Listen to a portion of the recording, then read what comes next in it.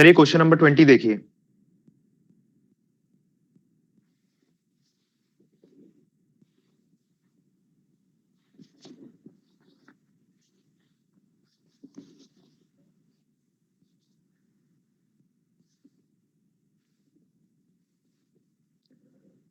Question number 20 बोल रहा है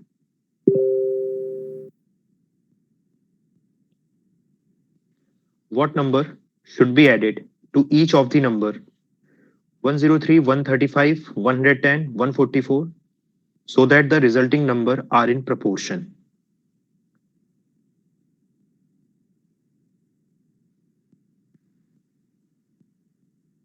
तो ऐसा कौन सा नंबर इन सभी में ऐड करें कि ये चारों नंबर प्रोपोर्शन में हो जाएं? Method 1, check option.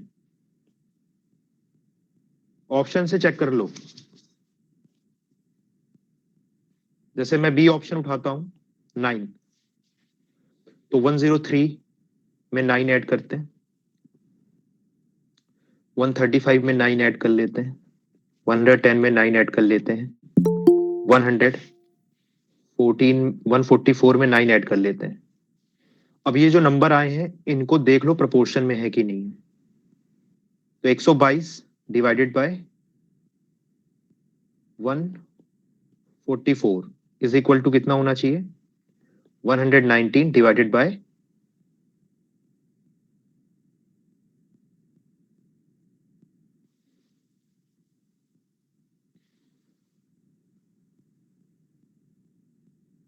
119 divided by 153।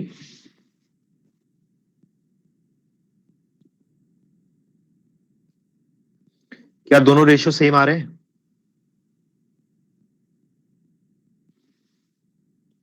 तो ये तो जा रहा है भाई 3 से, नहीं जा रहा है क्या? 119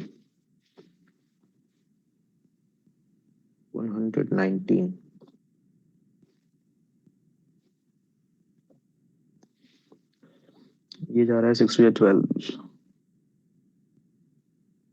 0 1।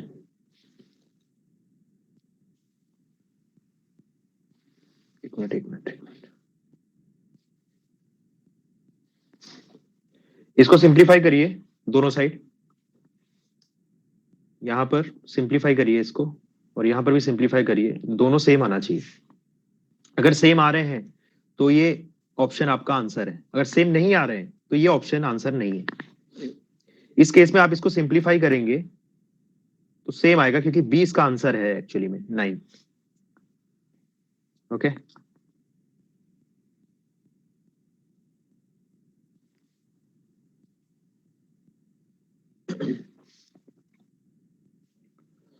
61 है और ये है 72।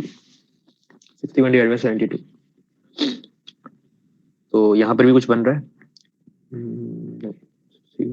और ये और सिंप्लीफाई हुआ क्या? 9 8 जा 72, हाँ 9 7 जा 63 और 9 8 जा 72, 7/8। यहाँ देखो 7/8 जा रहा है, हाँ जा रहा है, ठीक है। तो दोनों साइड 7/8 बन रहा है, तो मतलब ये चारों नंबर प्रोपोर्शन में है। तो पहला तरीका ये है, ऑप्शन उठा करके चेक कर लो, पहला तरीका। दूसरा तरीका क्या है? दूसरा तरीका है कि नंबर को मान लीजिए कि वो नंबर जिसे ऐड करना है उसको x मान लेते हैं, तो इस नंबर को ऐड करने पे ये चारों नंबर प्रोपोर्शन में हो जाएंगे। इसका मतलब क्या है? 103 plus x divided by 135 plus x किसके बराबर होना चाहिए? 110 plus x divided by 114 plus x.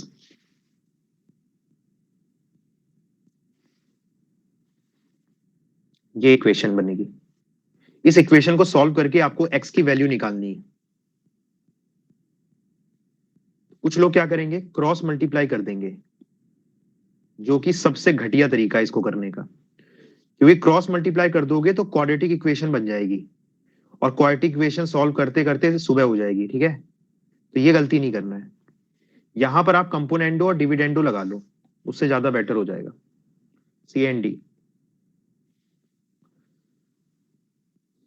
तो सी एंड डी कंपोनेंडो और डिविडेंडो लगाते हैं, पर ऊपर वाले में नहीं लगाएंगे, सिर्फ नीचे वाले में, ठीक है।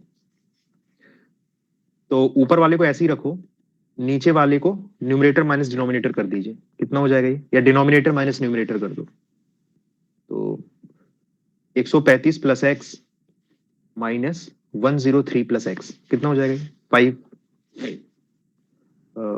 32 हो जाएगा ये। हाँ, ये ध्यान रखना, जो ऑपरेशन लेफ्ट हैंड साइड में कर रहे हैं वही राइट हैंड साइड में करनी है, बस इतने का ध्यान रखना है, बाकी तो कोई दिक्कत नहीं है। तो ये हो जाएगा 110 plus x divided by 114 plus x minus 110 plus x कितना हो जाएगा ये, 34।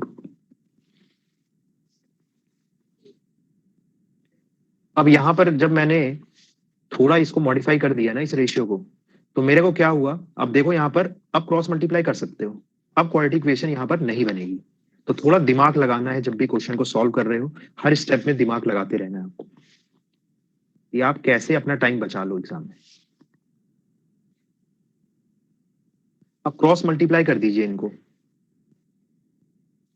तो ये बन जाएगा 1751 plus 17x is equal to 1760 plus 16x। x की वैल्यू यहां से आ जाएगी 9, और यही आपका आंसर है कि ऐसा कौन सा नंबर ऐड करें कि ये चारों नंबर प्रोपोर्शन में हो जाएं। तो answer is x is equal to 9। ये है मेथड 2।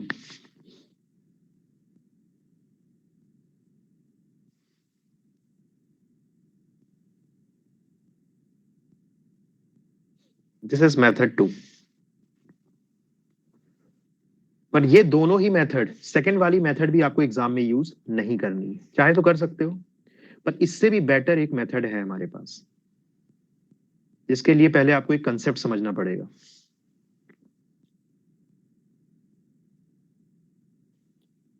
पहले कंसेप्ट देखिए। और मेथड थ्री के लिए मैं एक आपको कंसेप्ट बता रहा हूं, पहले उसको समझिए, फिर मेथड 3 से हम सॉल्व करेंगे इन क्वेश्चनों।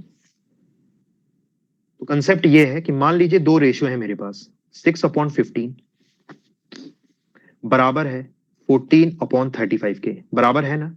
इसको सिंप्लीफाई करो, इसको आप सिंप्लीफाई करिए और इसको सिंप्लीफाई करिए, दोनों का आंसर सेम आ रहा है, मतलब ये रेशियो इज इक्वल टू ये रेशियो है ना। ठीक है, ये कितना आ रहा है 2/5, और ये भी कितना आ रहा है 2/5, तो दोनों बराबर है, दोनों बराबर है। मुझे क्या करना है, मैं यहां पर एक प्रोसेस कर रहा हूं, आप उसको ऑब्जर्व करिए। 6 और 15 में कितने का गैप है, तो आप बोलोगे कि सर 7 का गैप है। 14 और 35 में कितने का गैप है, तो आप बोलोगे 21 का गैप है।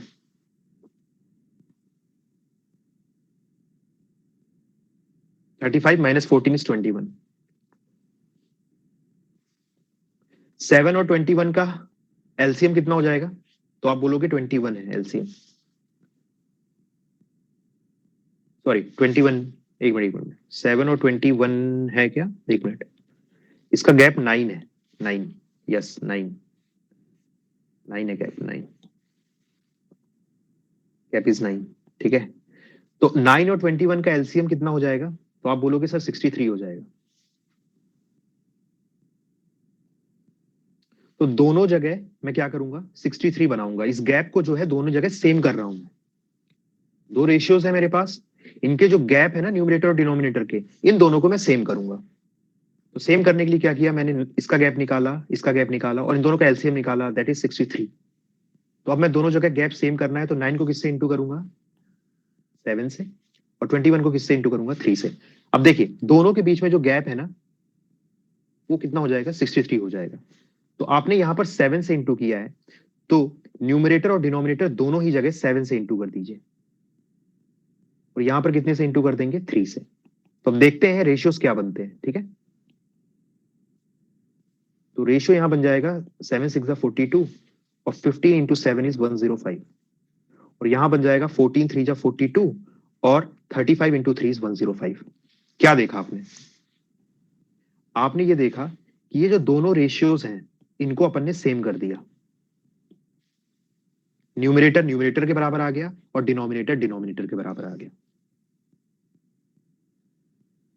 तो ये कंसेप्ट क्या है? कंसेप्ट ये है कि अगर दो रेशियोज बराबर हैं तो उनको हम सेम बना सकते हैं, सेम बना सकते हैं दोनों को। तरीका क्या है? दोनों के बीच का गैप निकाल लीजिए, उनका एलसीएम ले लीजिए और दोनों के गैप को सेम कर दीजिए। जब दोनों के न्यूमरेटर और डिनोमिनेटर का गैप दोनों ही जगह सेम हो जाएगा तो ये रेशियोज भी सेम हो जाएंगे। हाँ कि ना? बताइए, समझ में आ रहा है?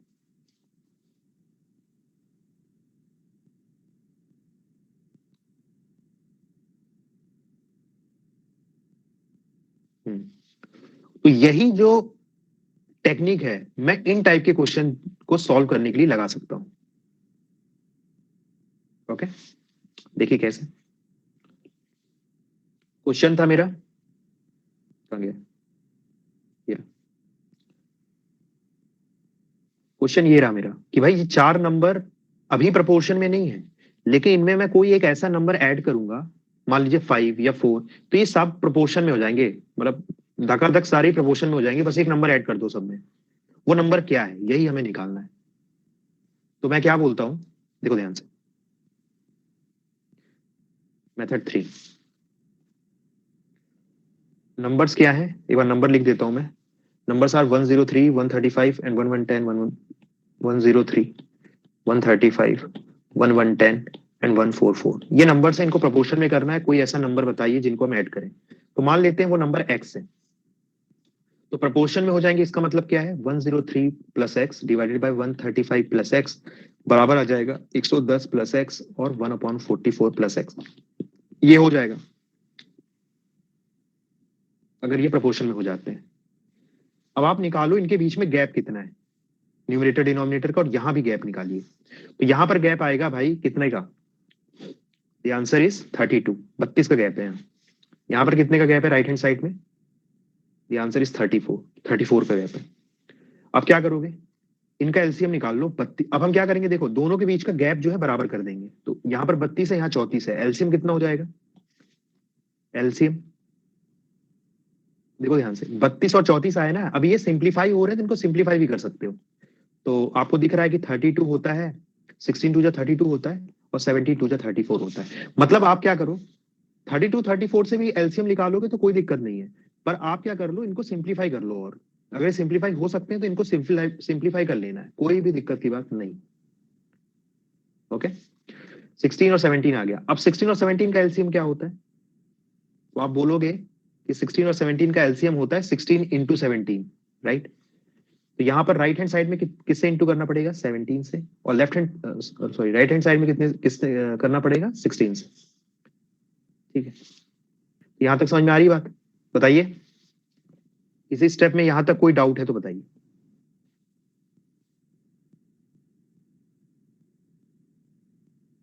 नहीं है? अब आपको पता है, मैंने अभी एक एग्जांपल लेके बताया था कि अब ये जो नंबर आया है ना, इसमें सिक्स हमने कितने कितने से इंटू किया? 17 से इंटू किया है लेफ्ट हैंड साइड में। तो मैं क्या करता हूं, न्यूमरेटर को अगर मैं 17 से इंटू कर दूंगा और डिनोमिनेटर को भी 17 से इंटू कर दूंगा, और राइट हैंड साइड में न्यूमरेटर को मैं 16 से इंटू कर दूंगा और डिनोमिनेटर को भी 16 से इंटू कर दूंगा, तो क्या हो जाएगा? न्यूमरेटर बराबर हो जाएंगे और डिनोमिनेटर भी बराबर हो जाएंगे। तो दोनों को बराबर करने की जगह मैं क्या करता हूं, मैं ऐसे लिख सकता हूं ना कि 103 प्लस एक्स को अगर मैं इंटू कर दूं किससे भाई? 17 से, वो बराबर किसके हो जाएगा बेटा? 110 प्लस एक्स को इंटू कर दूं मैं किससे? 16 से। क्यों? क्योंकि न्यूमरेटर डिनोमिनेटर दोनों ही बराबर हो जाते। तो बस मैंने क्या किया, मैंने न्यूमरेटर को इक्वेट कर दिया दोनों जगह। आप चाहे तो डिनोमिनेटर को भी कर सकते हो, दोनों से आंसर सेम आएगा। बस कंसेप्ट आप लोग को समझ में आना चाहिए कि हम ये क्यों कर रहे हैं। यही मैं शॉर्टकट के फॉर्म में भी बता सकता था, पर ये कंसेप्ट है इसका। ठीक है, अब यहां से बड़ी इजिली आप एक्स की वैल्यू सॉल्व कर सकते हैं। यहां से एक्स सॉल्व करोगे तो 9 आ जाएगा। क्लियर है?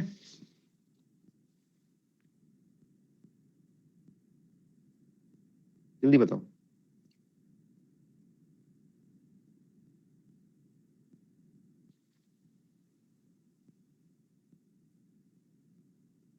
ठीक है, तो ये कंसेप्चुअल हो गया। अब इतना नहीं करना है आपको एग्जाम में, इतना नहीं करना। अब शॉर्टकट कैसे करना है, इसी मेथड को डायरेक्ट कैसे करना है क्वेश्चन में। ठीक है, तो देखिए मेरे पास क्या दिया हुआ इन्होंने दे रखा है 103 है, क्वेश्चन में यही दे रखा था ना, 103, 135, 110 और 144।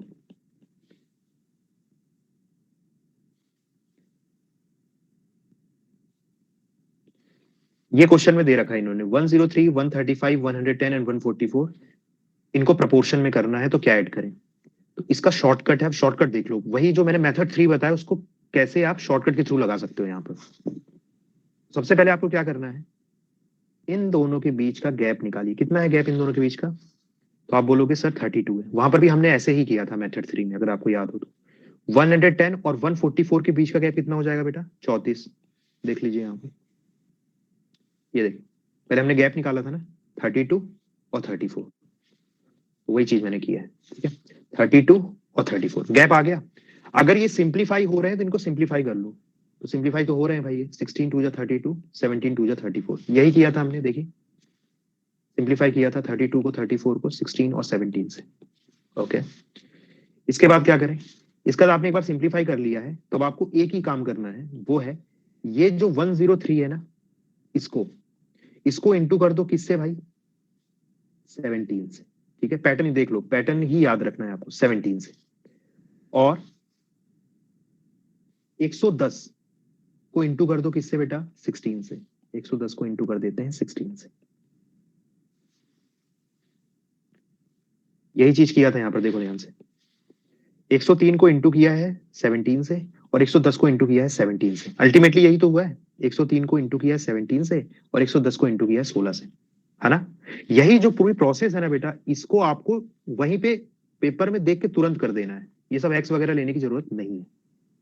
और भी क्वेश्चन करेंगे तो याद हो जाएगा ये मेथड। ठीक है, तो 103 को इंटू किया 17 से, 110 को इंटू किया 16 से। तो आपका आंसर क्या है?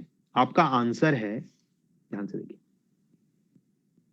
Your answer is 103 into 17। और यहां पर मैं लगा रहा हूं बेटा डिफरेंस का साइन। डिफरेंस का साइन क्या होता है कि बड़े से छोटे को घटाना है, नेगेटिव वैल्यू से हमें मतलब नहीं है। ठीक है, और क्या किया है? 110 को 16 से इंटू किया है, तो 110 इंटू 16 डिवाइडेड बाय क्या होगा भाई? नीचे क्या है? 16 और 17, दोनों के बीच का डिफरेंस कितना है? 1 डिवाइडेड बाय 1। ये आपका आंसर है। इसको सॉल्व करोगे ना, आंसर 9 ही आएगा। और ये मेथड कहां से आती है? शॉर्टकट मेथड ये आती है जो हमने अभी कंसेप्ट आपको बताया है, जो कि है मेथड नंबर ये वाला कंसेप्ट जो बताया ना, यही है। देखो क्या होता है, 17 इंटू एक्स होता है और 16 इंटू एक्स होता है। तो देखिए 16x को आप इधर भेज दोगे तो क्या होगा? 17 माइनस 16 होता है, राइट? यहां पर देखिए 17 माइनस 16 करके ही बनाया है। ठीक है, तो पूरी प्रोसेस को ना मैंने एक शॉर्टकट में कन्वर्ट कर दिया है, बस और कुछ नहीं। फिर से रिपीट करता हूं, 4 नंबर दिए अगर होंगे तो सबसे पहले क्या करना है आपको? पहले नंबर और दूसरे नंबर का डिफरेंस निकाल लो, थर्ड और फोर्थ नंबर का डिफरेंस निकाल लो 34। दोनों को वो कर लीजिए, कन्वर्ट कर लीजिए, अगर कुछ कट पिट रहा हो तो 16 और 17 आ जाएगा। 10 फर्स्ट नंबर को इंटू करो भाई सेकंड वाले से जो कि आया 17, और थर्ड वाले को इंटू कर लो भाई फर्स्ट वाले से जो कि आया 16। दोनों का डिफरेंस ले लेना है डिवाइडेड बाय ये जो 16 17 आए हैं या कुछ भी आए हैं नीचे उनका डिफरेंस। तो यहाँ डिफरेंस तो 1 आ रहा है, तो 1 आंसर आ गया है 9। बी ऑप्शन आपका आंसर है। बात समझ में आ रही है आप लोग को? अभी और भी एग्जांपल्स हैं तो उससे क्लियर हो जाएगा। मेन चीज यहाँ पर जो आपको समझना है वो है कंसेप्ट, जो मैंने ये वाला बताया, ये वाला मेथड। ये क्यों कर रहे हैं हम, काय को कर रहे हैं? क्लियर है?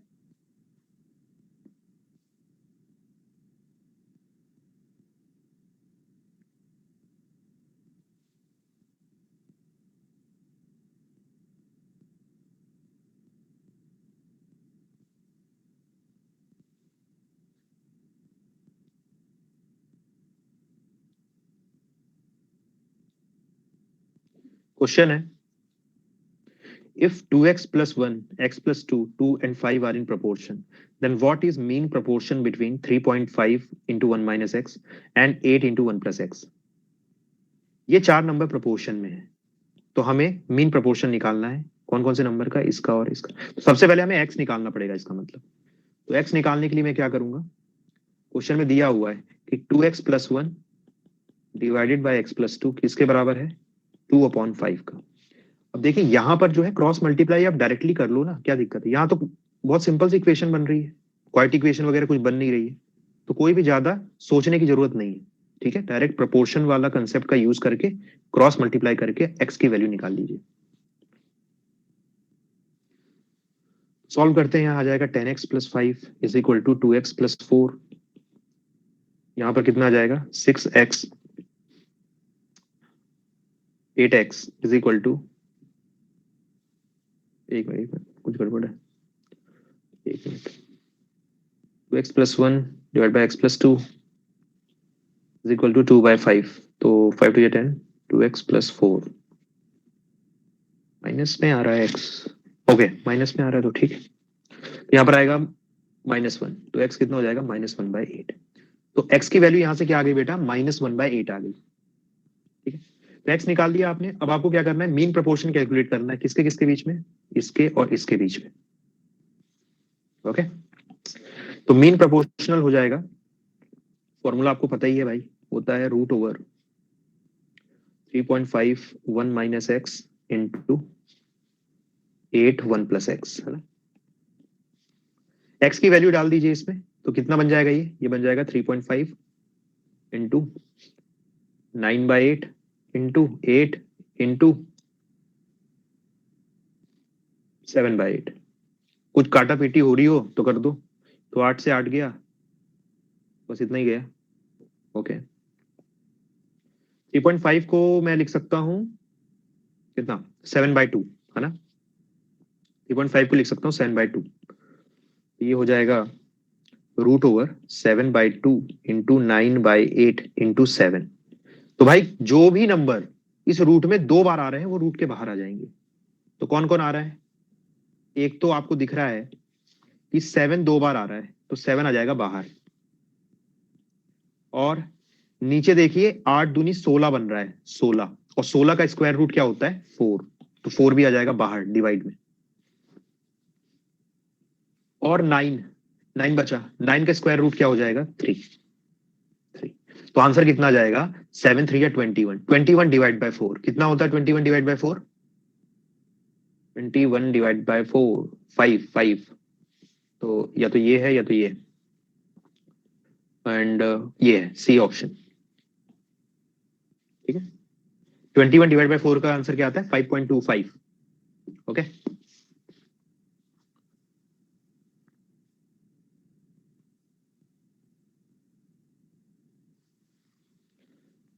अगला सवाल,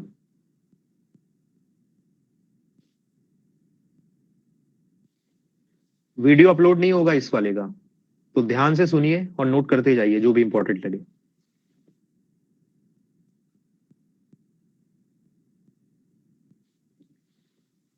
क्वेश्चन नंबर 22,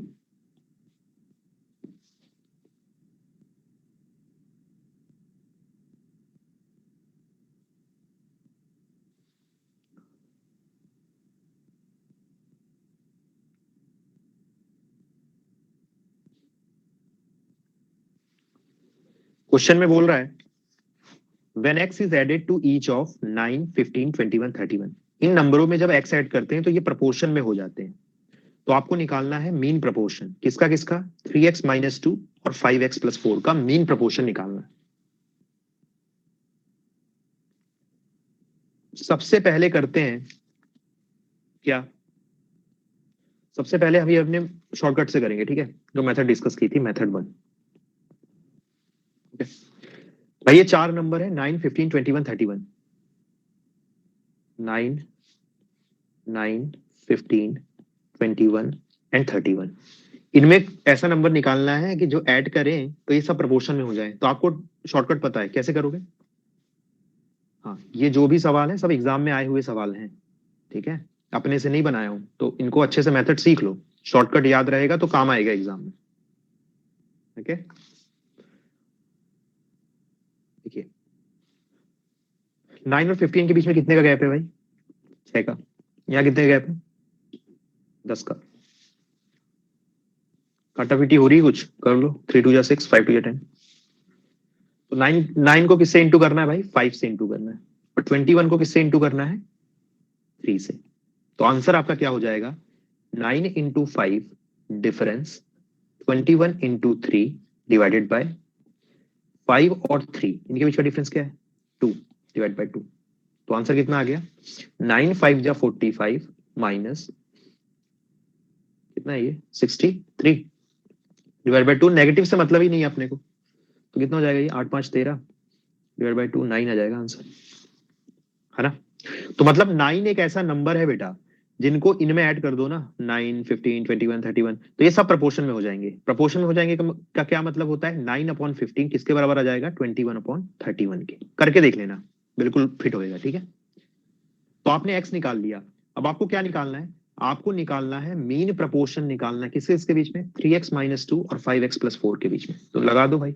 मीन प्रपोर्शन क्या होता है? इनका रूट का प्रोडक्ट, प्रोडक्ट का रूट, सॉरी, है ना?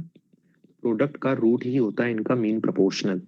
एक्स की वैल्यू यहां सब्स्टिट्यूट कर दीजिए, तो करो जरा क्या आ रहा है। x9 ले लूंगा मैं, तो 9 3 या 27, 27 - 2 कितना हो जाएगा?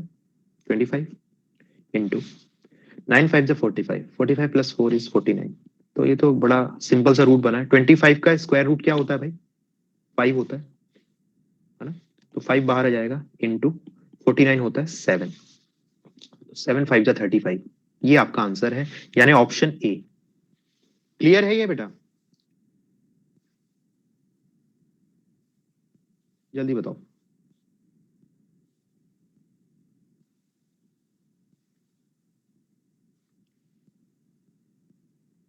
अब अल्ट्रा प्रो मैक्स मेथड, ठीक है? कौन सी? Ultra pro max, UPM. वो मेथड क्या एग्जिस्ट करती है इस क्वेश्चन में? द आंसर इज यस, ठीक है? तूफानी तरीका जिसे कहते हैं, वो तूफानी तरीका ये है कि ध्यान से देखो ऑप्शंस को, ध्यान से देखो इन ऑप्शंस को, क्या कहना चाह रहे हैं ये कहना चाह रहे हैं बेटा 35 20 42 52। आपको निकालना था मीन प्रपोर्शन। आपको क्या निकालना था? मीन प्रपोर्शन, दो नंबर के बीच का मीन प्रपोर्शन। आपको पता है क्या होता है बेटा? स्क्वायर रूट होता है, स्क्वायर रूट। तो इनका, इसी मुझे बताइए, इनका मीन प्रोपोर्शन आपको निकालना है ना? तो इनका मीन प्रोपोर्शन क्या हो जाएगा? √3x - 2 into 5x+4। ऑप्शन में आपने देखा कि सब बढ़िया नंबर आ रहे हैं, बिल्कुल कोई भी डेसिमल में नहीं आ रहा है। इसका मतलब क्या है कि जो ये x की वैल्यू है ना, ये एग्जामिनर ने बड़ी सोच समझ के रखी होगी, बड़ी सोच समझ के। एक ऐसी x की वैल्यू होगी कि जिसको इसमें डाल दो ना, तो ये स्क्वायर रूट बन जाएगा सिंपली। ये चीज का ध्यान रखिए। तो आपको क्या करो, सोचना शुरू कर दो बेटा। x = 1 से लेकर के मोस्ट प्रोबेबली x = 9 तक में ही ये वैल्यू लाई करेगी, क्योंकि आप देखिए ध्यान से, स्क्वायर रूट बहुत बड़े बड़े नहीं आ रहे, ठीक है? तो x = 1 से लेकर के x = 9 के बीच की कोई वैल्यू ऐसी सोचो जिनको इंटू कर दें, जिनको इसमें सब्स्टिट्यूट करके ना इंटू कर दो, तो स्क्वायर रूट बन जाए पूरा पूरा।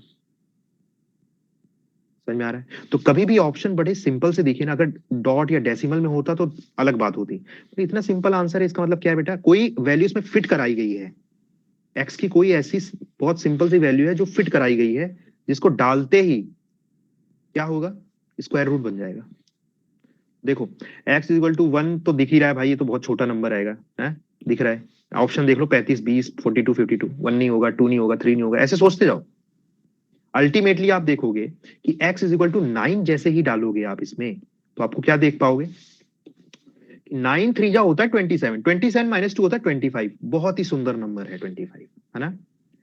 और यहां पर x की वैल्यू 9 डाल दोगे, तो 9 5 जा 45, 45 + 4 49। ये भी बहुत ही सुंदर नंबर है, बन गया ना स्क्वायर रूट। आ गया आंसर, कितना आ गया?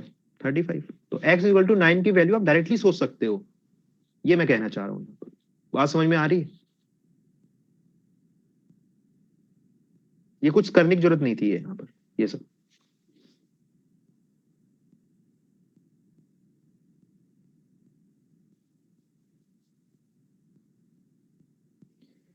ये एक्चुअल मेथड है, मेथड 1। पर मेथड 2 भी अगर टाइम वाइम है, थोड़ा बहुत कम है, तो तुक्का मारना है तो ऐसे करके मार सकते हो तुक्का, ठीक है?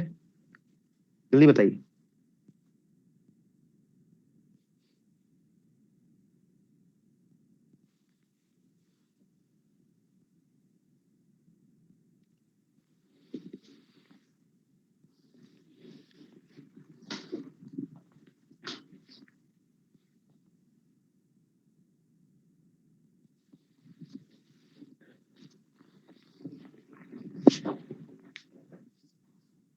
तो तुक्का मारना इज ऑल्सो एन आर्ट। तुक्का मारने का मतलब ये नहीं है कि कोई भी उठा के उड़ा दिया, ए और ए बी सी डी जय बजरंगबली और उड़ा दिया, ये नहीं होता तुक्का भाई। तुक्का होता है calculated guess. Calculated guess, calculate करते हैं और फिर तुक्का मारते हैं, ठीक है? नकल मारने के लिए भी अकल चाहिए होता है, ये ध्यान रखना, ठीक है? तो तुक्का मारने के लिए भी कुछ ना कुछ फंडामेंटल आपके क्लियर होने ही चाहिए, तभी तो तुक्का मार पाओगे। तो ये एक तरीके का टेक्निक मैंने आपको यहाँ पर बताई। चलिए नेक्स्ट क्वेश्चन देखते हैं। 23। 23, if x is subtracted from each of the numbers 20, 37, 54, 105, then the numbers are in proportion. What is the mean proportion? आपको मीन प्रोपोर्शन कैलकुलेट करना है इन दोनों के बीच में। अब देखो ऑप्शंस अगेन यहाँ पर क्या है बेटा, ऑप्शंस जो हैं बहुत ही प्यारे नंबर है, बहुत ही सिंपल सिंपल नंबर, मासूम बिल्कुल, है ना? तो अगर ये मासूम है, इनका मीन प्रोपोर्शनल क्या होता है, 7x-1 इंटू x+1। और नंबर कितने बेहतरीन आ रहे हैं, 8, 9, 6, 12, बहुत ही बढ़िया नंबर है। तो x की वैल्यू बेटा 1 से लेकर के 9 तक में देख लो कोई फिट हो रही है क्या, जिससे स्क्वायर रूट हट जा रहा है? सोचो जरा, बताओ मेरे को, कोई ऐसी फिट हो रही है वैल्यू जिससे आपका कोई ऑप्शन मैच कर जाए यहाँ पर?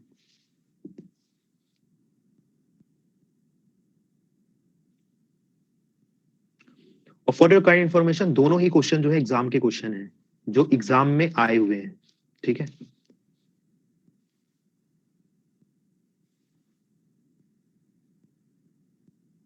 कुछ फिट हो रहा है? देखो 1 तो नहीं, 2 इज नो, ठीक है? 3, 3 इज 4, और 7 3 21, 21 माइनस 1 इज 20। बहुत ही बढ़िया। कुछ बन रहा है क्या मामला? इक्वल टू 3 में आ रहा है कुछ? नहीं, ये तो 80 हो रहा है। एक मिनट, एक मिनट, दिस इज -5 नॉट -1, ये -5 है, ठीक है?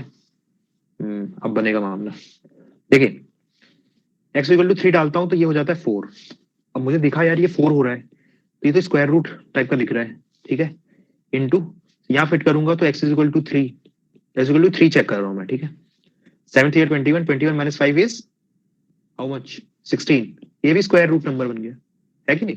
16 का स्क्वायर होता है 4, और 4 का स्क्वायर होता है 2, स्क्वायर रूट 4 2 जा 8, 8 आ गया आंसर। तो एक्स इक्वल टू 3 एक ऐसा नंबर है ना, इतना बेहतरीन नंबर है, इसको यहाँ पर पुट करते ही दोनों ही स्क्वायर रूट में कन्वर्ट हो जाते हैं, स्क्वायर नंबर में कन्वर्ट हो जाते हैं, और स्क्वायर रूट सॉल्व हो जाता है।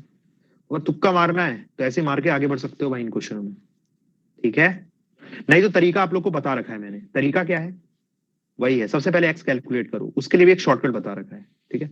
21, 37, 54, 105, ये प्रपोर्शन में है। दोनों के बीच का डिफरेंस कितना है भाई? तो डिफरेंस है 17 का। यहाँ पर कितने का डिफरेंस है? यहाँ पर है 51 का। सिंप्लीफाई हो रहा है क्या? हाँ, 17 1 जा 3 जा। तो 20 को किससे इंटू करना है? 20 को इंटू करना है 3 से। 54 को किससे इंटू करना है? 1 से। आंसर क्या होगा? 20 into 3 difference 54 into 1 divided by 1 minus 3, ठीक है? नेगेटिव साइन से कोई मतलब नहीं है इस मेथड में, ध्यान रखना, शॉर्टकट में, राइट? तो हो जाएगा 60 माइनस 54 डिवाइडेड बाय 2, ये हो जाएगा 6 डिवाइड बाय 2, आंसर आएगा 3। 3 ही आया था ना एक्स, यहाँ भी एक्स कितना आ रहा है? 3 ही आ रहा है, यहाँ भी एक्स इक्वल टू 3 ही आ रहा है ना? अभी एक्स इक्वल टू 3 आ गया है, इसका स्क्वायर रूट ऑफ इसका कैलकुलेट कर ही लोगे, एक्स की वैल्यू 3 डाल दो यहाँ पर, आंसर अगेन 80 आएगा।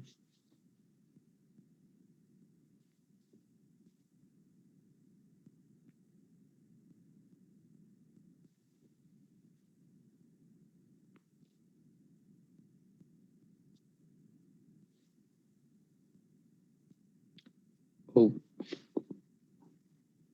24, क्वेश्चन नंबर 24।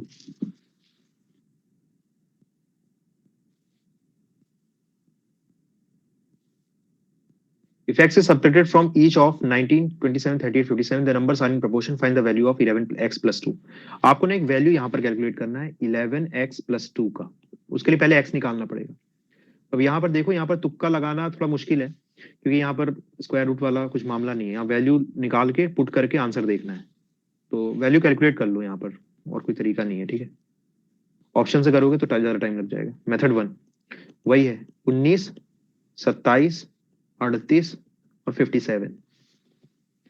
डिफरेंस यहाँ है 8 का, यहाँ है 19 का. काटा पीटी हो रही है?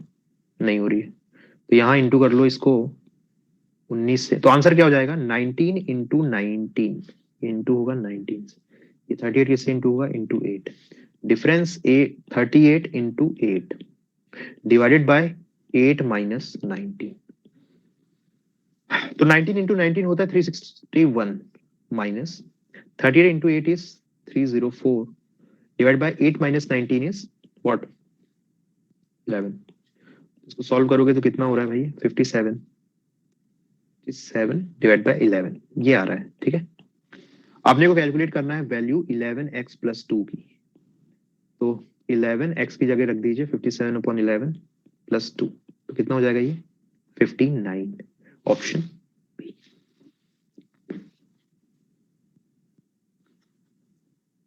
ठीक है,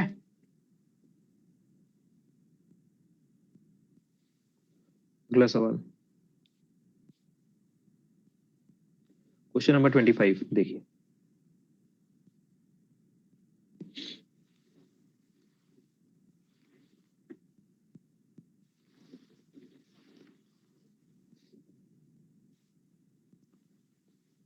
If B is mean proportion to A and C with a common ratio this, आपको वैल्यू कैलकुलेट करनी है A माइनस बी का whole cube ratio B minus C का होल क्यूब. तो आपको ये कैलकुलेट करना है A माइनस बी का whole cube divided by B minus C का होल क्यूब. इसकी वैल्यू क्या होगी? B जो है मीन प्रोपोर्शनल है A और C का, तो B अगर A और C का मीन प्रोपोर्शनल है, इसका मतलब क्या है? इसका मतलब है, याद करो क्लास मैंने बताया था, इसका मतलब है कि B होता है रूट AC, है ना? या मैं ये भी बोल सकता हूं क्या, A upon B is equal to B upon C, क्योंकि ये B is equal to root AC यहीं से तो आता है ना. B इंटू बी हो जाएगा बी स्क्वायर और यहाँ AC हो जाएगा, तो B square is equal to AC, है ना? लास्ट क्लास में एक्सप्लेन किया था मैंने. तो अगर B मीन प्रोपोर्शनल है A और C का, तो A अपॉन बी किसके बराबर हो जाएगा? B अपॉन सी के बराबर हो जाएगा. और इसकी वैल्यू इन्होंने दे रखी कितनी है? Cube root of 2/3. तो ये इक्वल है भाई क्यूब रूट ऑफ 2/3 के. रेशियो दे रखा है ना, कॉमन रेशियो. ये कॉमन रेशियो का मतलब होता है A अपॉन बी और B अपॉन सी की जो वैल्यू है वो कितनी है? Cube root of 2/3. अब आपको क्या कैलकुलेट करना है? आपको कैलकुलेट करना है A माइनस बी का whole cube divide by B minus C का होल क्यूब. तो बहुत सारे तरीके हैं इसको करने के, लेकिन इसका बेस्ट मेथड ये है जो मैं अभी यहाँ डिस्कस करूंगा आपसे. वो ये है कि आप लोग, पहले भी आप लोग को बता चुका हूं कि जब ऐसे रेशियोज बराबर में होते हैं तो इनका अगर मैं एडिशन ले लूं, डिफरेंस ले लूं या इनका कोई मल्टीपल ले लूं, तब भी उनकी वैल्यू भी बराबर ही होती है. तो कहने का मतलब ये है कि numerator minus numerator divided by denominator minus denominator की वैल्यू भी क्या होगी बेटा? की वैल्यू भी इन इसके बराबर होगी, इसके बराबर होगी और इसके बराबर होगी. पता ही आप लोग को, क्यूब रूट बाय 2/3. ऐसा क्यों लिख रहा हूं मैं? क्योंकि मुझे दिख रहा है यहाँ पर क्या लिखा हुआ है, यहाँ पर लिखा हुआ है A minus B divided by B minus C का होल क्यूब है ये. ठीक है, तो अब क्या करोगे? बहुत ही सिंपल है, दोनों जगह क्यूब कर दो. ठीक है, दोनों जगह क्यूब कर दोगे तो ये तो जो आपको चाहिए था वो बन गया, और यहाँ क्यूब रूट है और क्यूब है तो क्यूब रूट उड़ जाएगा यहाँ से. तो ये बन जाएगा कितना? इसकी वैल्यू आ जाएगी 2/3. यही है आपका आंसर, है ना? यही तो आपको निकालना था. A माइनस बी का whole cube divided by B minus C का होल क्यूब, वही तो होता है A minus B divided by B minus C का होल क्यूब. दोनों बराबर ही.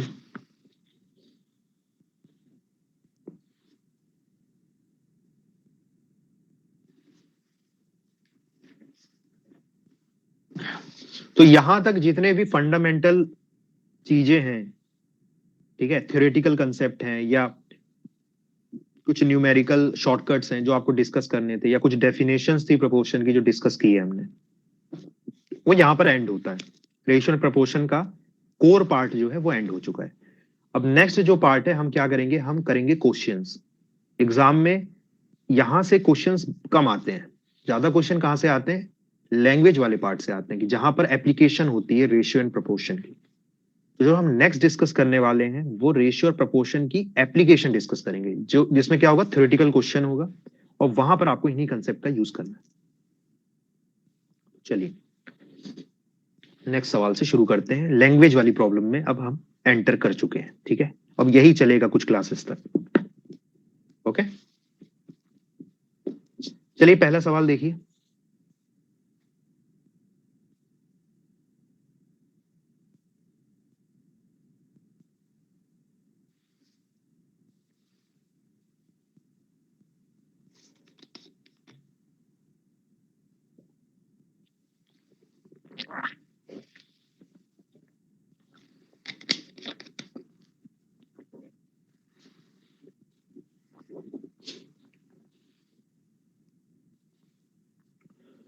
सवाल में बोल रहा है कि ₹5600 इज टू बी डिवाइडेड, किसके किसके बीच में, ए बी सी और डी के बीच में डिवाइड करना है। कैसे डिवाइड करना है कि ए रेशियो बी हो जाए 1:2, बी रेशियो सी हो जाए 3:1 और सी रेशियो डी हो जाए 2:3। तो आपको निकालना है कि ए प्लस बी को कितना मिलेगा, ए और बी दोनों को मिला के आपने कितना दिया, है ना, ये आपको निकालना है।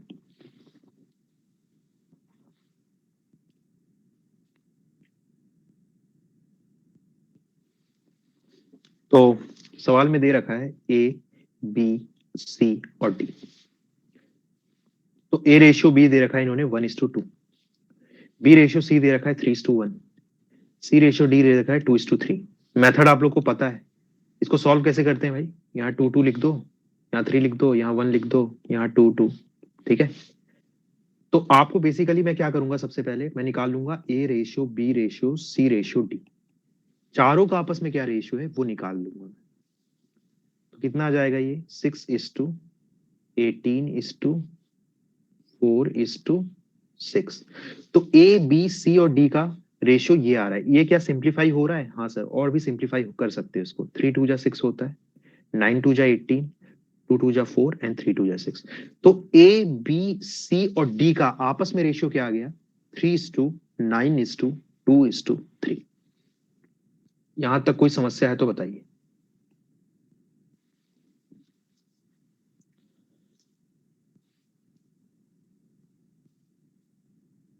तो भाई ए को 3 यूनिट मिल रहा है, बी को 9 यूनिट मिल रहा है, सी को जो है 2 यूनिट मिल रहा है और डी को 3 यूनिट मिल रहा है।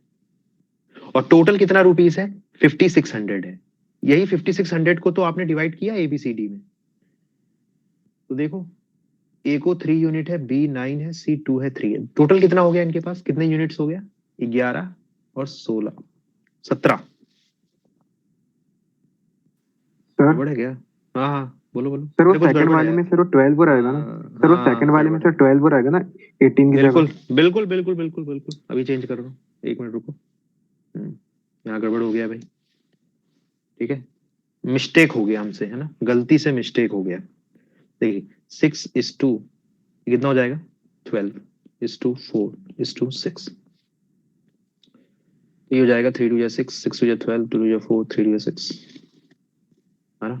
तो रेशियो आ जाएंगे भाई 3:6:2:3, 3:6:2:3। भाई साहब बोल रहे हैं कि 5600, सॉरी 5600 रुपए जो है वो आपने डिस्ट्रीब्यूट किया है ए बी सी और डी, आपस में इनका रेशियो क्या है, 3:6:2:3। तो टोटल यूनिट्स कितनी है भाई, 3 + 6 9, 9 + 2 11, 11 + 3 14। तो ये जो 14 यूनिट्स है ना, ये किसके बराबर है, ये बराबर है 5600 के बराबर है, हाँ? क्योंकि ए को 3 यूनिट्स मिल रहा है, बी को 6, सी को 2 और डी को 3। टोटल कितना मिला भाई इन सबको, 14 यूनिट। तो 14 यूनिट किसके बराबर है, टोटल जो इनको पैसा मिला है कितना मिला है, 5600। तो 1 यूनिट की वैल्यू कितनी आ गई भाई, 1 यूनिट की वैल्यू आ गई है 400। तो अब आपसे सवाल में पूछा इन्होंने कि ए और बी दोनों को मिला के कितना दिया, तो ए को दिया है 3 यूनिट और बी को दिया है 6 यूनिट, मिला करके कितना दिया आपने इनको 9 यूनिट दिया है। तो 9 यूनिट की वैल्यू कैलकुलेट करनी है आपको बेसिकली, ठीक है। तो 9 यूनिट की वैल्यू कितनी आ जाएगी बेटा, 9 × 400, तो कितना जाएगा 3600। मतलब ए और बी को मिला के कितना रुपए मिला है, 3600 रुपए मिला है। ऐसे सॉल्व करना है, यही बेस्ट मेथड है, ठीक है। अब देखो, मान लो कि मैं ये सारी चीजें डिस्कस करी जा चुकी हैं आपसे पहले। रेशियो को कैसे यूनिट्स के टर्म पे ब्रेक करना है, ये हमने स्टार्टिंग से देख रहे हैं, क्वांट के लेक्चर के स्टार्टिंग से मैं ये चीजें आप लोग को डिस्कस कर रहे हैं, नई चीज नहीं है कोई ये आपके लिए। पहली, दूसरी चीज, ये जो रेशियोज दिए होते हैं आपस में, इनको कैसे कंबाइन करना होता है, इसकी शॉर्टकट मैं ऑलरेडी डिस्कस कर चुका हूं रेशियो प्रपोर्शन की फर्स्ट क्लास में, रेगुलर रेशियो में, है ना, रेगुलर इरेगुलर रेशियो बताया था। अब दिक्कत क्या होगी बेटा, अगर मैं आपसे ये डिस्कस नहीं करता, तो 5 से 10 मिनट आप यहाँ, चलो 5 मिनट मतलब समझ जाओ भावनाओं को, 5 मिनट आप यहाँ पर बर्बाद करते, क्या करने के लिए, इनका रेशियो आपस में निकालने के लिए, अगर आपको ये शॉर्टकट नहीं पता है तो। समझ में आ रही बात? मुझे शॉर्टकट पता है, मैंने यही क्वेश्चन कितने में कर लूंगा, मैं ज्यादा से ज्यादा मुझे 15 सेकंड लगेंगे इस क्वेश्चन को सॉल्व करने के लिए। और अगर मुझे ये शॉर्टकट नहीं पता है, तो मैं यहाँ पर वेस्ट करूंगा टाइम, पहले तो 2 मिनट 3 मिनट कम से कम यहाँ लगेंगे 100%। और फिर उसके बाद ये रेशियो को एक्स वगैरह लेकर के फिर एक्स की वैल्यू, वैसे तो वही वही चीज कर रहे हैं वैसे हम, पर स्पेस नहीं होता इतना ना कि एक्स लेकर के ये करो वो करो, सब ये मन में कर सकते हो आप ये चीजें, ठीक है। तो वो चीजें जो है फास्ट हो जाती है कैलकुलेशन आपकी। तो ये चीज है भाई, राइट। और यहीं पे डिफरेंस क्रिएट होता है उस बंदे का जिसका सिलेक्शन होता है एग्जाम में, और जो रह जाता है 1 नंबर 2 नंबर्स, यही डिफरेंस है भाई। यही 2-3 मिनट इधर उधर क्वेश्चन से निकाल लिए, खत्म हो गई। चलिए अगला सवाल देखते हैं, क्वेश्चन नंबर 27 ये रहा।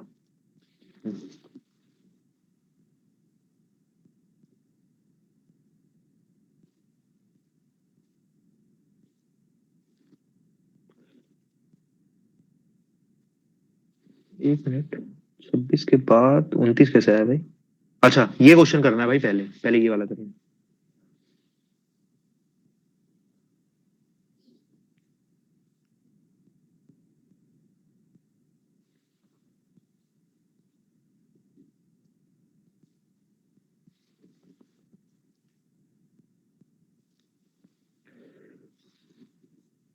₹5625 is divided among A,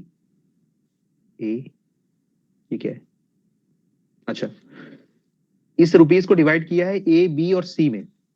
किस तरीके से डिवाइड किया है कि ए को मिल रहा है हाफ ऑफ बी प्लस सी, और बी को मिल रहा है 1/4 ऑफ ए प्लस सी। ठीक है, हमें क्या फाइंड करना है, हमें फाइंड करना है कि ए और बी दोनों को मिला के कितना मिला।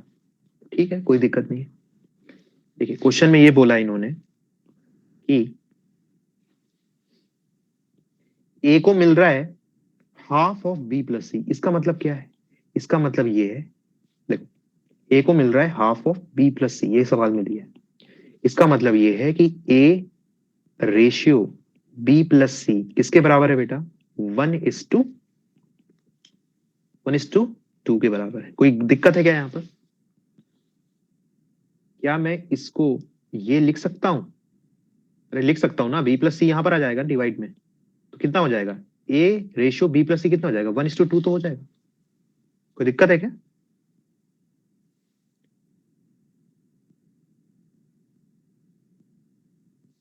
ठीक है ना। वैसे ही बी को कितना मिल रहा है, बी को मिल रहा है 1/4 ऑफ ए प्लस सी। इसका मतलब है बी रेशियो ए प्लस सी की वैल्यू क्या है, 1:4 है। मेरे ख्याल से यहां तक किसी को भी कोई समस्या होनी नहीं चाहिए, और समस्या है तो अपना इलाज करवाए। ठीक है, यहां तक तो क्लियर है। फाइनल मेरा सॉरी, फाइनली आपको पता ही है कि हमें क्या निकालना है, हमें निकालना है A ratio B ratio C, मतलब इन तीनों का कंबाइंड रेशियो निकालना है। पर हमें क्या दिया हुआ है, हमें दिया हुआ है A ratio B plus C. B ratio A plus C. तो क्वेश्चन ये आता है कि कैसे कंबाइन करें इन दोनों को। तो कंबाइन करने का तरीका ये है कि देखिए, इन तीनों का सम तो बराबर होगा ना दोनों जगह। ए प्लस बी प्लस सी यहां पर, ए प्लस बी प्लस सी यहां पर, दोनों बराबर होंगे। इसी कंसेप्ट का यूज करके मैं दोनों रेशियो को क्या करूंगा, कंबाइन करूंगा। और कोई तरीका नहीं है यहाँ पर। अगर मुझे ऐसा अगर ऐसा देता ए टू बी, बी टू सी, तो मैं रेगुलर रेशियोज हैं तो वाली मेथड से कंबाइन करता। पर यहाँ पर बी प्लस सी आ रहा है, राइट, ए प्लस सी आ रहा है, तो यहाँ पर कॉम्प्लेक्स रेशियोज आ रहे हैं। तो इनका क्या तरीका है, इनका सम जो है बराबर होगा। तो बताइए इनका सम कितना आ रहा है यहाँ पर, वन वन। देखिए, ए 1 यूनिट है, बी प्लस सी 2 यूनिट है, टोटल कितना यूनिट हो गया, 3 यूनिट। मतलब ए प्लस बी प्लस सी की वैल्यू है 3 यूनिट्स।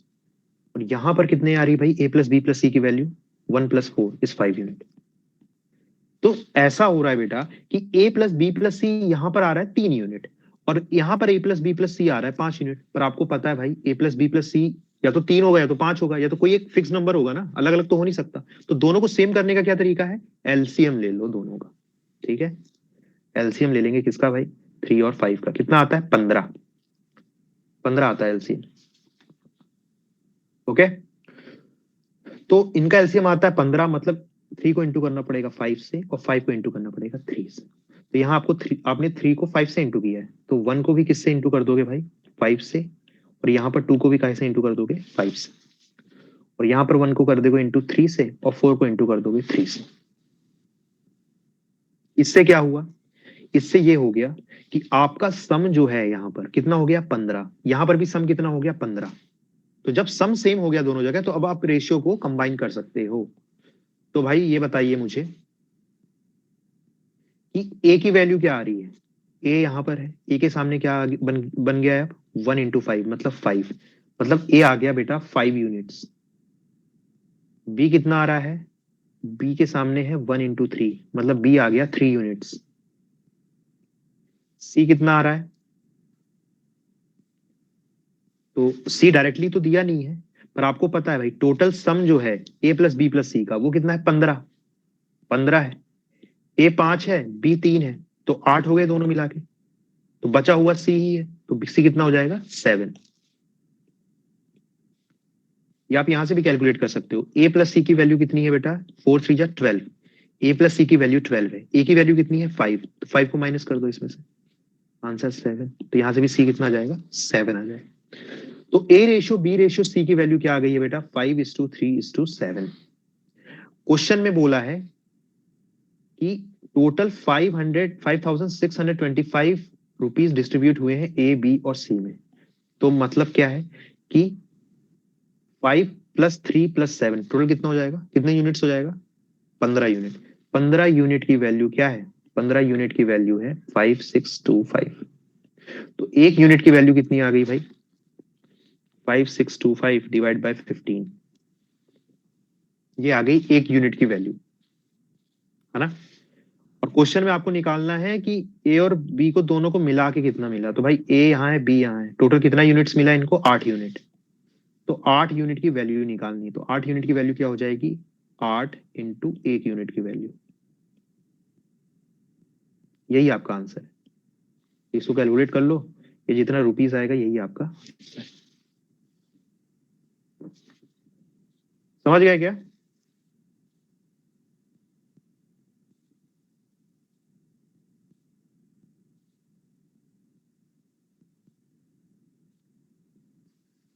चलो अगला सवाल देखिए, ये वाला सवाल एक्सपेंडिचर इनकम सेविंग्स, इसके ऊपर है ये question.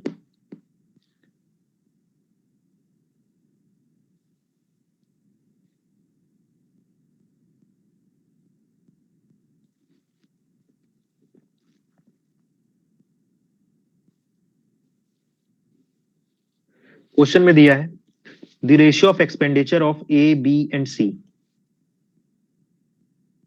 A B and C कितना है, ये इनका रेशियो ऑफ एक्सपेंडिचर है। टोटल इनकम कितनी है, 1530। आपको बी का शेयर निकालना है अगर उनकी सेविंग्स ये दी हुई है। ठीक, तो क्वेश्चन में दिया हुआ है एक्सपेंडिचर, एक्सपेंडिचर का रेशियो दिया है कितना है भाई, ए है, बी है और सी है।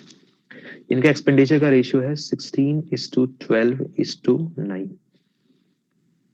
ठीक है, और बोल रहा है कि भाई ए 20% सेव कर रहा है, बी 25% सेव कर रहा है, और सी जो है 40% सेव कर रहा है। ठीक है, तो सेविंग्स की अगर हम बात करें बेटा, तो सेविंग्स जो है ए की कितनी है 20%। 20% का मतलब कितना होता है 1/4। 1/4 होता है, राइट,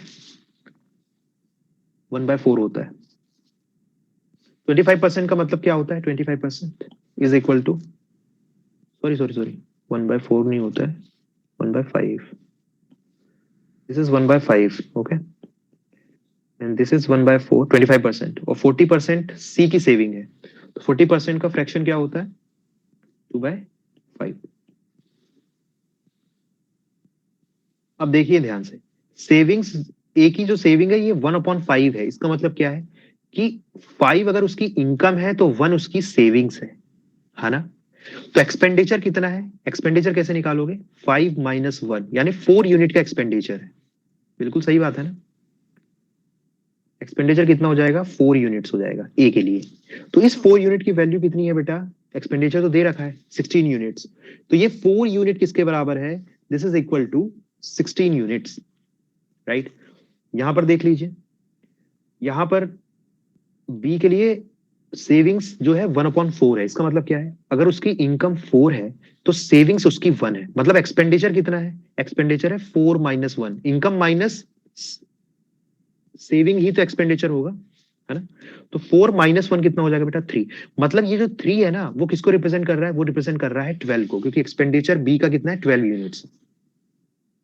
ओके, सेविंग्स है यहां पर 5, और सॉरी इनकम है 5, सेविंग्स है 2, एक्सपेंडिचर कितना हो जाएगा, एक्सपेंडिचर हो जाएगा यहां पर 3। तो 3 यूनिट्स किसको रिप्रेजेंट कर रहा है, रिप्रेजेंट कर रहा है 9 को, है ना। अब ये क्या हो गया, इससे ये हो गया भाई कि 4 की वैल्यू अगर 16 यूनिट्स है तो ए की वैल्यू कितनी हो जाएगी 1 की, 1 की वैल्यू हो जाएगी 4। इस केस में देखिए 4 यूनिट की वैल्यू 16 है अगर, तो 1 यूनिट की वैल्यू कितनी हो जाएगी 6। और टोटल सेविंग्स की, टोटल इनकम कितनी है इसकी 5। तो इनकम निकाल सकते हो, इनकम का रेशियो, ठीक है, इनकम का रेशियो आप बहुत इजीली निकाल सकते हो बेटा। ए के लिए क्या हो जाएगा, वो ए की इनकम है 5 यूनिट्स, और 1 यूनिट की वैल्यू कितनी आ रही है 4, तो सेविंग्स कितनी हो जाएगी 5 × 4, ठीक है। और बी की इनकम कितनी हो जाएगी, इनकम है बी की 4 यूनिट्स। 1 यूनिट की वैल्यू कैसे निकाली आपने, 3 रिप्रेजेंट कर रहा है 12 को, तो 1 यूनिट की वैल्यू कितनी आ गई बेटा 4, है ना। तो 4 यूनिट की वैल्यू कितनी हो जाएगी 16, मतलब बी की इनकम कितनी है बेटा 16 यूनिट्स है ना। वैसे सी के लिए निकाल लीजिए, सी के लिए इनकम है 5 यूनिट्स, 1 यूनिट की वैल्यू कितनी है, 3 रिप्रेजेंट कर रहा था 9 को, तो 1 यूनिट की वैल्यू आ गई 3, तो ये हो जाएगा 5 × 3। मतलब इनके इनकम का रेशियो क्या हो गया 5 × 4, 20:16:15। आप ये कह सकते हो इनकी इनकम का रेशियो जो है वो आ गया है 20:16:15। क्या ये और सिंप्लीफाई हो रहा है तो कर दो, वैसे तो नहीं हो रहा है तो छोड़ दो। अब क्वेश्चन में क्या दिया हुआ था कि टोटल इनकम है 1530, तीनों की मिलाकर के टोटल इनकम कितनी दे रखी थी 1530। इसका मतलब ये है कि 20 + 16 + 15 टोटल कितने यूनिट्स हो गया, टोटल हो गया 51 यूनिट्स। 51 यूनिट्स की वैल्यू क्या है 1530, तो एक यूनिट की वैल्यू कितनी आ जाएगी बेटा 400, ठीक है, ये आ गया। अब क्वेश्चन में बोला है कि बी की इनकम क्या है, तो बी का इनकम क्या है भाई, ये है ना इनकम का रेशियो A:B:C, तो बी की इनकम है 16 यूनिट, तो 16 यूनिट की वैल्यू क्या होगी वो निकाल दो आप, तो 16 यूनिट की वैल्यू जाएगी 16 × 400। एक मिनट कुछ गड़बड़ है, यहाँ 400 नहीं आएगा, एक मिनट, एक यूनिट की वैल्यू कितनी आ जाएगी 30, 30 हो जाएगा ये, ठीक है। तो 16 यूनिट हो जाएगा 16 × 30। हाँ क्या हो गया भाई बताओ, सर इनकम कैसे आया वो बता दीजिए, इनकम कैसे आया, ये मेरे को पता तुम लोग यहाँ घूमोगे, ध्यान से सुनो मेरी बात को। किसी को समझ में नहीं आया ये सब क्या किया मैंने यहाँ, अबे शॉर्टकट लगा रहे हैं यहाँ पर। ठीक है, एक्स वैक्स लेकर के बचना चाह रहे हैं अपन यहाँ पर। हाँ भाई बताओ, हैंड तो रेस किया तुमने, बोलो क्या दिक्कत है। माइक ऑन कर सकते हो आप लोग, जल्दी पूछो। सर मुझे ना कि वो इनकम कैसे, इससे मुझे वो नहीं समझ आया सर। मतलब सेविंग का तो समझ में आ गया, बाकी वो इनकम वाला नहीं समझ में आया। हाँ, इनकम कैसे आ रही है। सेविंग इसकी 1/5 है ना। 20% का मतलब क्या होता है, 1/5। तो इसका मतलब क्या है, अगर 5 उसकी इनकम है तो 1 वो सेव कर रहा है। 1/5 का मतलब यही है। ठीक है, अगर 5 उसकी इनकम है तो 1 सेव कर रहा है। मतलब एक्सपेंडिचर कितना कर रहा है, तो आप बोलोगे एक्सपेंडिचर सर 4 यूनिट्स कर रहा है। बताओ किसका डाउट था ये। सही बोल रहा हूं, यहां कोई डाउट है। 4 हाँ यूनिट्स होगा सर। ना एक्सपेंडिचर। हाँ और सर। क्वेश्चन में क्या दिया है कि ए का एक्सपेंडिचर का रेशियो कितना दिया है, 16 का। इसका मतलब क्या है, 4 किसको रिप्रेजेंट कर रहा है भाई, 16 भी एक्सपेंडिचर है, 4 भी एक्सपेंडिचर है। तो ये 4 किसको रिप्रेजेंट कर रहा है, 16 को रिप्रेजेंट कर रहा है ना। ये क्लियर हुआ कि नहीं। अबे 4 भी तो एक्सपेंडिचर ही है, 16 भी एक्सपेंडिचर है, तो 4 16 को रिप्रेजेंट कर रहा है। मतलब एक यूनिट किसको रिप्रेजेंट कर रहा है, 4 को रिप्रेजेंट कर रहा है। और इनकम कितनी है, इनकम आपने बोला कि 5 है, तो 5 की वैल्यू कितनी हो जाएगी, 5 इंटू 1 यूनिट की वैल्यू कितनी है 4, तो 5 इंटू 4 20, 20 हो जाएगी 5 की सर वैल्यू। हाँ सर फिर वो सेकंड वाले में 16 सर कैसे आया सर? वो तो 4 into 3 हाँ। रहेगा ना सर वो तो। एक मिनट, एक मिनट करो। सर उसी में का 4 तो इंटू, कंफ्यूजन थोड़ा सा नहीं हुआ नहीं था। नहीं, अरे 4 into 3 क्यों होगा भाई। यहां पर इस केस में 3 की वैल्यू 12 है, तो एक की वैल्यू कितनी होगी, 4 होगी ना भाई। एक की वैल्यू निकालनी पड़ेगी, एक की वैल्यू 4 होगी, तो 4 है इनकम। तो टोटल कितनी इनकम हो जाएगी, 4 into 4। एक यूनिट की वैल्यू 4 आ रही है भाई, ये तो 3 क्या है, 3 तो वो है एक्सपेंडिचर है, पर उसकी वैल्यू क्या है, उसकी है 12 है वैल्यू। नहीं समझ में आ रहा तुम लोग को। अबे saving is 1/4, 4 is income, 1 is savings. तो एक्सपेंडिचर कितना हो जाएगा, 4 - 1 3, मतलब 3 यूनिट्स एक्सपेंडिचर है। इस 3 यूनिट्स की वैल्यू क्या है, 12 है, क्योंकि रेशियो में देखो 12 आ रहा है। तो एक यूनिट की वैल्यू कितनी हो जाएगी, 4 हो जाएगी। तो टोटल इनकम कितनी है, 4 यूनिट्स है। तो 4 यूनिट्स की वैल्यू कितनी हो जाएगी, 4 into 4 दैट इज 16 यूनिट्स। ये सब सीख लो मेथड, ये जो मैं कर रहा हूं यहाँ पर। अगर ये नहीं करोगे तो फालतू में टाइम वेस्ट करोगे एग्जाम में। यही क्वेश्चन को मैं एक्स वगैरह लेकर के भी करवा सकता हूँ, पर that will not make sense. हाँ सर वो समझ में आप आ लोग को गया। ऑलरेडी आता है, वो मैं क्या बताऊंगा इसमें। ठीक है, अब समझ में आ रहा हूँ। और भी क्वेश्चन है, आ जाएगा धीरे धीरे, ठीक है। और ये मैं पहली बार करवा रहा हूँ क्या, भूल गए टॉपिक करवाया परसेंटेज में, परसेंटेज में फ्रैक्शंस में कन्वर्ट करवाया ना सब क्वेश्चनों में, इसीलिए करवाया था, आज के दिन के लिए करवाया था वो। परसेंटेज को डायरेक्टली आप फ्रैक्शन में कन्वर्ट करो, फ्रैक्शन की मीनिंग को समझो, और वहां से एक यूनिट की वैल्यू निकालो। That is what we are doing. समझ में आ रही है आप लोग को बात।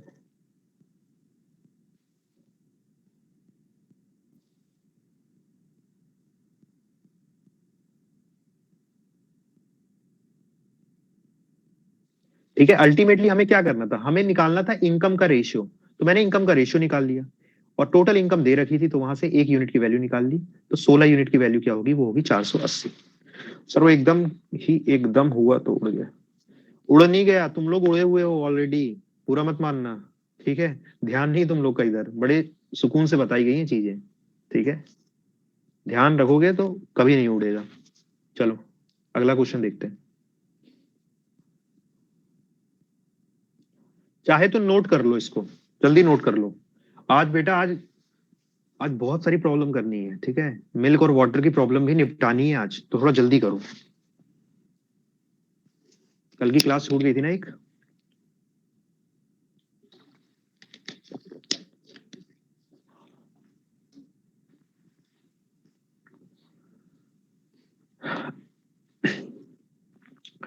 डन है क्या। Yes sir. चलो अगला सवाल। The total income of A, B, and C is 6060. A spent 80%, B spent 85%, C spent 75%, and ratio of saving। यहाँ पर सेविंग का रेशियो दिया हुआ है। चलो वैसे ही सेम मेथड से करते हैं इसको। ठीक है, देखिए सेविंग्स का A, B और C है। सेविंग्स का रेशियो दिया हुआ है इनका कितना, 5 रेशियो 6:9। इसका क्या मतलब है, ए जो है 5 यूनिट सेव कर रहा है, बी 6 यूनिट सेव कर रहा है और सी जो है 9 यूनिट सेव कर रहा है। क्वेश्चन में एक्सपेंडिचर दिया इन टर्म्स ऑफ परसेंटेज। अब देखो मेरे भाई, परसेंटेज रेशियो सब एक ही है, कुछ अलग नहीं है, क्योंकि आपको पता है परसेंटेज को आप रेशियो में कन्वर्ट कर सकते हो, रेशियो को परसेंटेज में कन्वर्ट कर सकते हो, बस बताने के तरीके हैं अलग अलग, तो कंफ्यूज मत होना इसमें, ठीक है। तो एक्सपेंडिचर दिया हुआ है इन टर्म्स ऑफ परसेंटेज, कितना दिया हुआ है 80%। तो 80% का फ्रैक्शन क्या होता है, व्हाट इज फ्रैक्शन ऑफ 80%, जल्दी बताओ।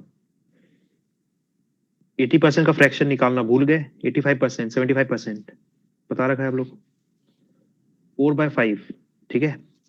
और 85% का फ्रैक्शन कितना हो जाएगा,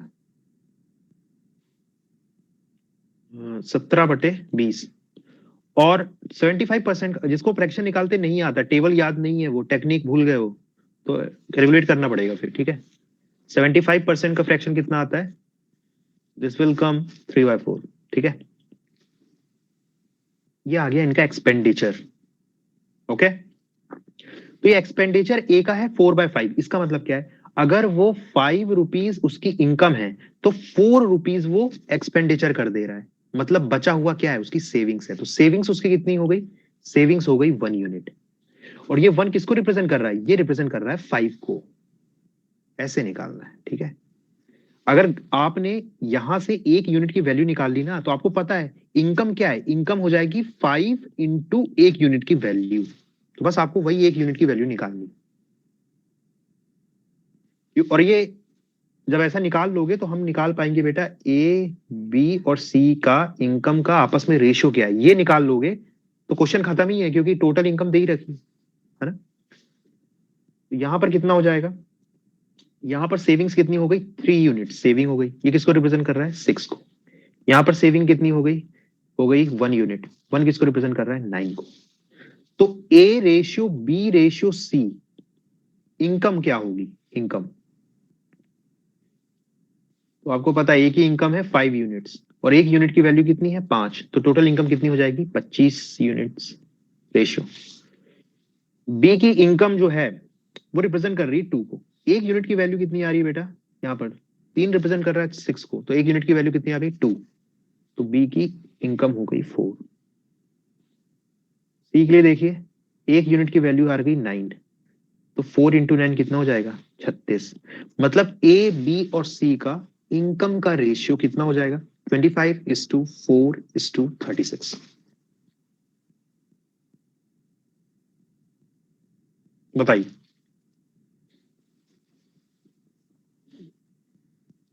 सर, 40 कहाँ है, कुछ गड़बड़ है क्या, अच्छा 40 आएगा, okay okay, right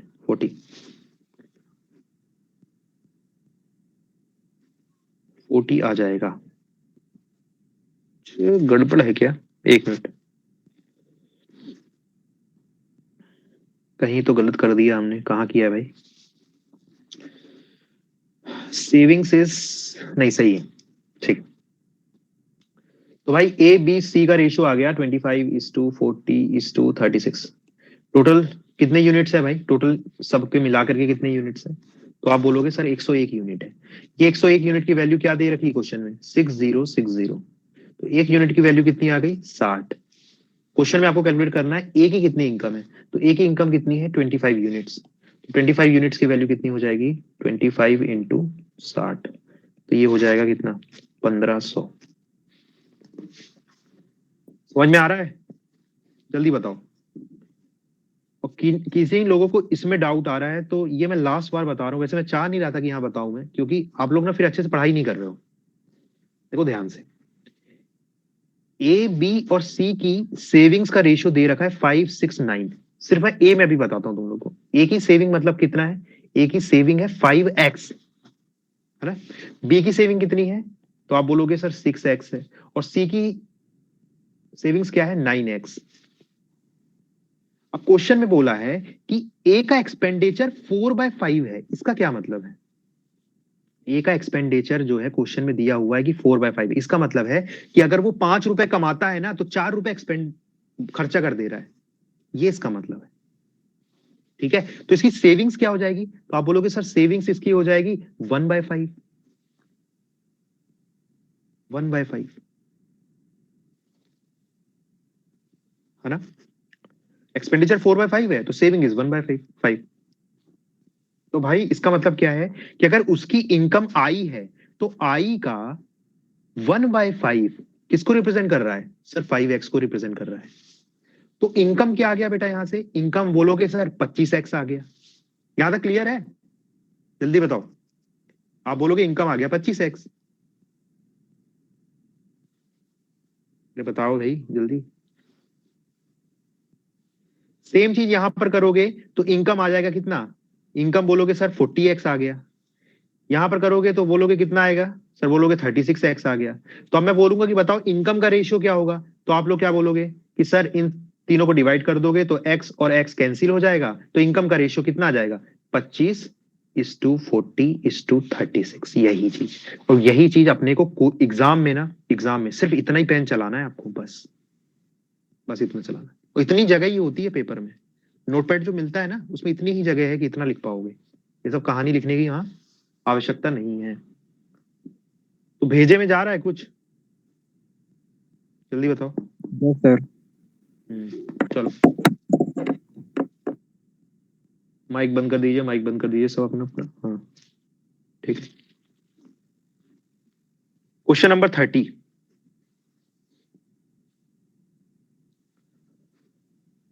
question number 30। 94 is divided into two parts in such a way that fifth क्या है भाई? First fifth part of the first and the eighth part. हाँ, 94 is divided into two parts in such a way that 1/5 of first part and 8th part of second are in the ratio 3:4, then find the first part। तो ये तो बहुत ही आसान question है, जैसा जैसा question में बोल रहा है वैसे वैसे करते जाओ। ठीक है, तो क्वेश्चन में बोल रहा है कि 94 को ना आपने डिवाइड किया है दो पार्ट्स में, मान लो कि x और y में डिवाइड कर दी। तो क्वेश्चन में क्या बोल रहा है कि x का फिफ्थ पार्ट मतलब x into 1/5 divided by y का एट्थ पार्ट मतलब y इंटू 1/8 किसके बराबर दे रखा है इन्होंने? 3/4 के बराबर दिया है। बस इसको थोड़ा बहुत सॉल्व कर लो, तो सिंप्लीफाई करना है इसको बेसिकली। तो x अपॉन वाई यहां से कितना आ जाएगा? x अपॉन वाई आ जाएगा यहां से, देखो ध्यान से, 5 नीचे चला जाएगा, 8 ऊपर चला जाएगा, तो 8 यहां आ जाएगा, 5 यहां आ जाएगा, राइट।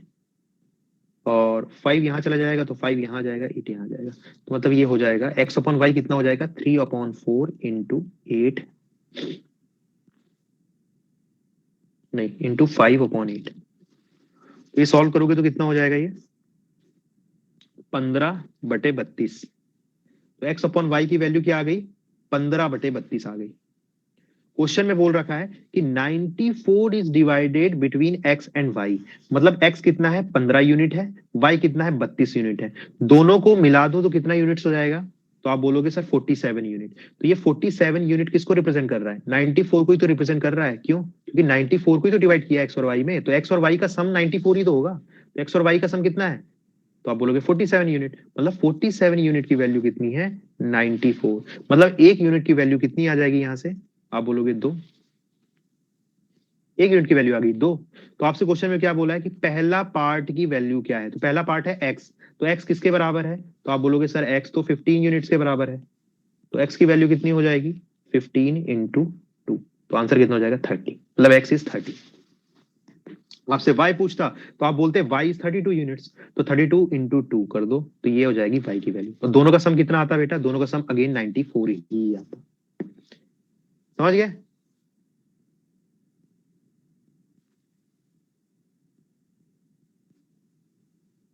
कोई डाउट है तो बताओ, जल्दी कंफर्म करो।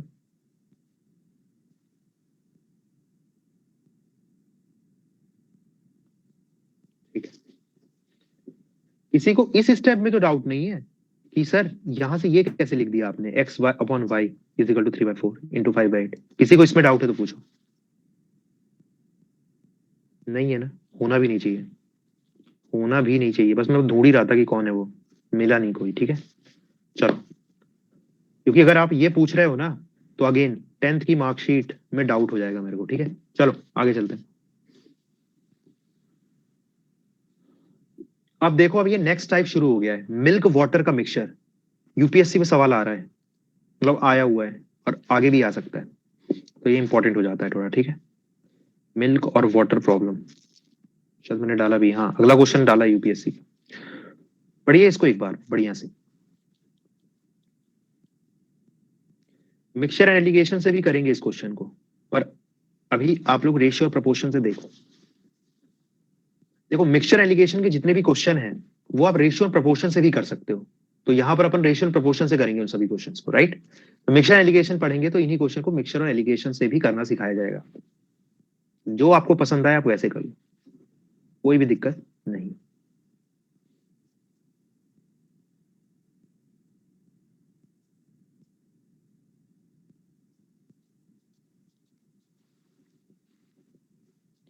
चलिए सवाल देखते हैं एक बार, okay. Two vessels contain milk and water in the ratio 7:5, 7:9. If both vessels are mixed in ratio 1:1, find the ratio of the milk and water in a new ocean. देख भैया, दो वेसल है अपने पास, एक यहां पर है, एक यहां पर है, दोनों में भरा हुआ है। इसमें भी मिल्क और वाटर का मिक्सचर है, इसमें भी मिल्क और वाटर का क्या है, मिक्सचर।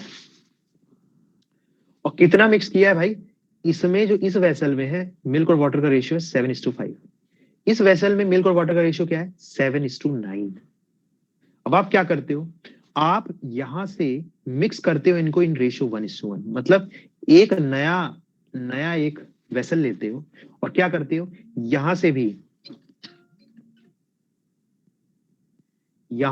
1 लीटर निकाल लेते हो और यहां से भी 1 लीटर निकाल देते हो,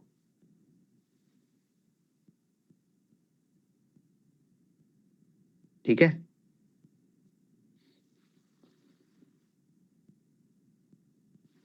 और क्या करते हो, इनको यहां पर मिक्स कर देते हो, यही बोला है ना, ये both vessel are mixed in the ratio 1:1। 1:1 का क्या मतलब है, 1:1 का मतलब है जितना पहले वेसल से निकाला उतना ही दूसरे वेसल से निकाला, यही इसका मतलब है।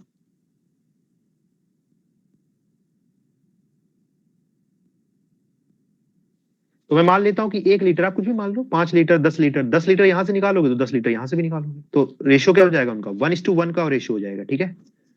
दोनों को निकाल के क्या किया, एक नए वेसल में मिक्स कर दिया। तो अब आपसे सवाल में पूछ रहा है कि बताइए ये जो नया वेसल बना है इसमें मिल्क और वाटर का क्या रेशियो है, मिल्क और वाटर का क्या रेशियो है इस नए वाले वेसल में। पहले बताओ क्वेश्चन समझ में आया क्या आप लोगों को, पहले तो ये बताओ मुझे।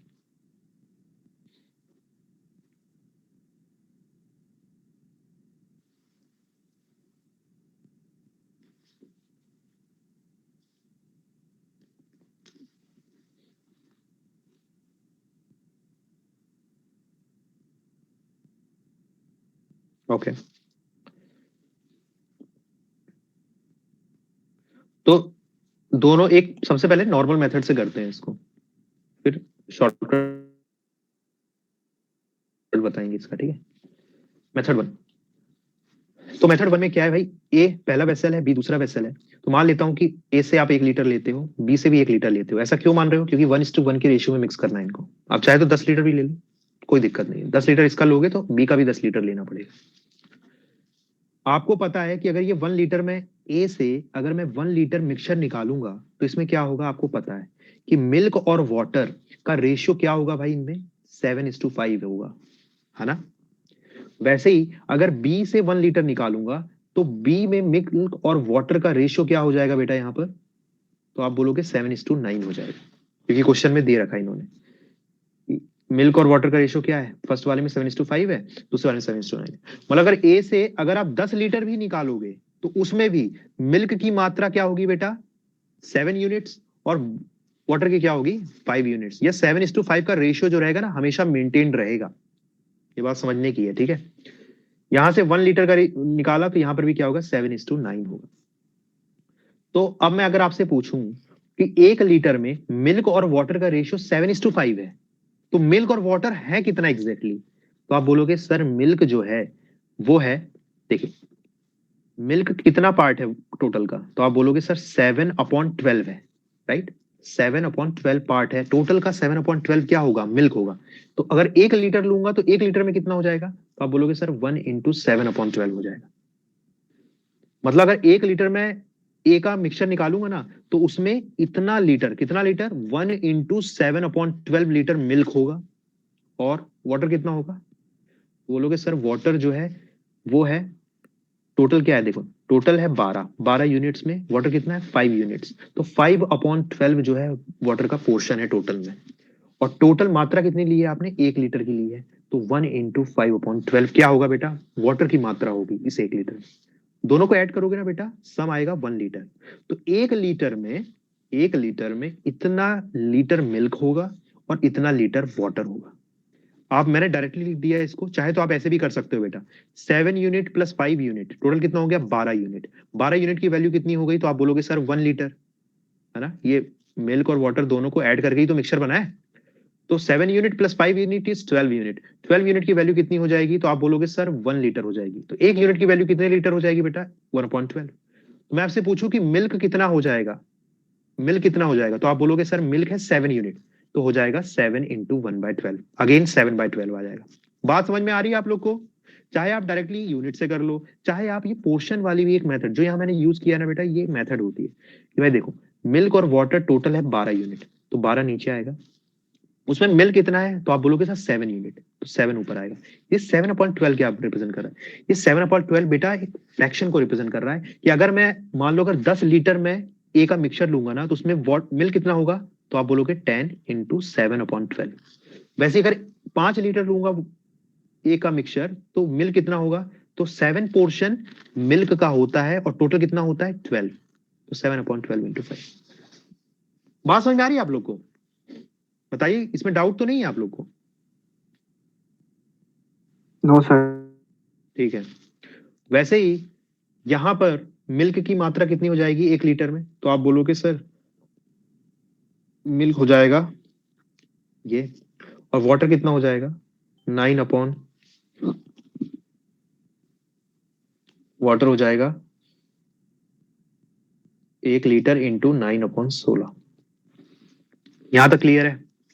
तो आपने भाई ए और बी जो वेसल है उसमें से अगर 1 लीटर लिया है, तो 1 लीटर में मिल्क इतने लीटर होएगा, वाटर इतने लीटर होगा। बी वाले में मिल्क इतने लीटर होएगा और वाटर इतने लीटर होगा। अब क्या कर रहे हो आप, इन चारों को मिक्स कर दे रहे हो आपस में, यही तो कर रहे हो। ये जो आपने मात्रा निकाली इनको मिक्स करके एक नए में डाल दिया, तो अब उसमें कितना मिल्क है कितना वाटर है, तो अब बताइए, अगर मैं इन दोनों को कंबाइन कर दूं तो टोटल मिल्क कितना हो जाएगा, तो आप बोलोगे सर 7/12 प्लस 7/16 टोटल मिल्क हो जाएगा। तो 7/12 प्लस 7/16 क्या हो जाएगा, मिल्क हो जाएगा। और वाटर कितना हो जाएगा, 5/12 प्लस 9/16 हो जाएगा वाटर। तो मैं अगर आपसे पूछूं इसको सॉल्व करो, कितना होगा, ये हो जाएगा 49/48। ये कितना हो जाएगा, ये हो जाएगा 47/48। अगर मैं आपसे पूछूं कि बताइए नए वाले जो वेसल है उसमें मिल्क और वाटर का रेशियो क्या है, तो क्या करोगे, निकाल लो सीधा। मिल्क कितना है 49/48, रेशियो वाटर कितना है 47/48। 48 से 48 कट जाएगा तो आंसर कितना आएगा 49/47, यही आपका आंसर है। तो ये है मेथड नंबर 1 इसको कैलकुलेट करने की। देख रहे हो कितनी लंबी चौड़ी मेथड, जो कि एग्जाम में बिल्कुल भी फिजिबल नहीं है, पर क्यों बताया गया है, आप लोग की अंडरस्टैंडिंग के लिए बताया गया कि आप लोग समझो। समझ में आ रही बात, पूरा फील आ रहा होगा कि हाँ ये सर ने सही बताया। अब देखो 1 लीटर की जगह आप 10 लीटर भी ले सकते हो, अगेन आंसर यही आएगा, क्योंकि रेशियो क्या है, रेशियो को क्वांटिटी से लेना देना नहीं है। समझ में आ रही बात, रेशियो कंपैरिजन होता है कि भाई वाटर के कंपैरिजन में कितना है, चाहे मैं अगर कितने भी मात्रा ले लूं, कंपैरिजन तो सेम ही रहेगा ना, 2 टाइम्स 3 टाइम्स 4 टाइम्स, ये तो हमेशा सेम ही रहेगा, चाहे 1 लीटर लू चाहे 10 लीटर लू, राइट। जल्दी बताइए, मेथड नंबर 1 क्लियर है।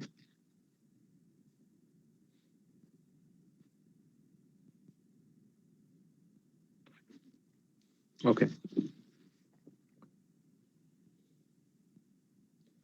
मिक्सचर एलिगेशन में ना क्वेश्चनों को उड़ा देंगे और आसानी से। अरे यार ये क्या हो गया, तो क्वेश्चन उड़ गया, रुको। क्वेश्चन नंबर 2 कहाँ करा जाए, चलो नेक्स्ट पेज में, क्वेश्चन तो आपने देख ही लिया है, ठीक है। नेक्स्ट पेज में करते हैं मेथड नंबर 2।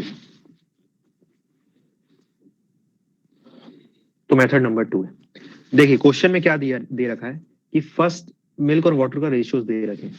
पहली वेसल में रेशियो क्या दे रखा है 7:5, दूसरी वेसल में रेशियो क्या दे रखा है 7:9।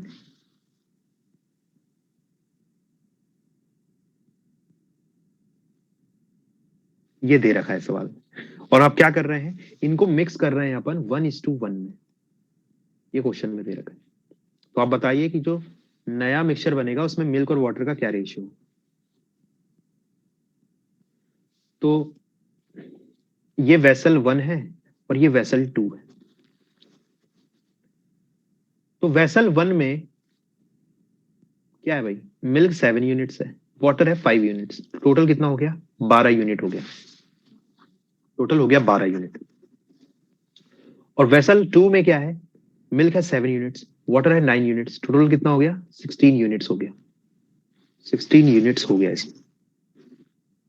ओके, अब देखो ध्यान से बेटा, ये दो डिफरेंट रेशियोज हैं। कभी भी दो रेशियो को कंबाइन करोगे ना, कंबाइन मिक्सचर में क्या करो, कंबाइन ही तो कर रहे हो।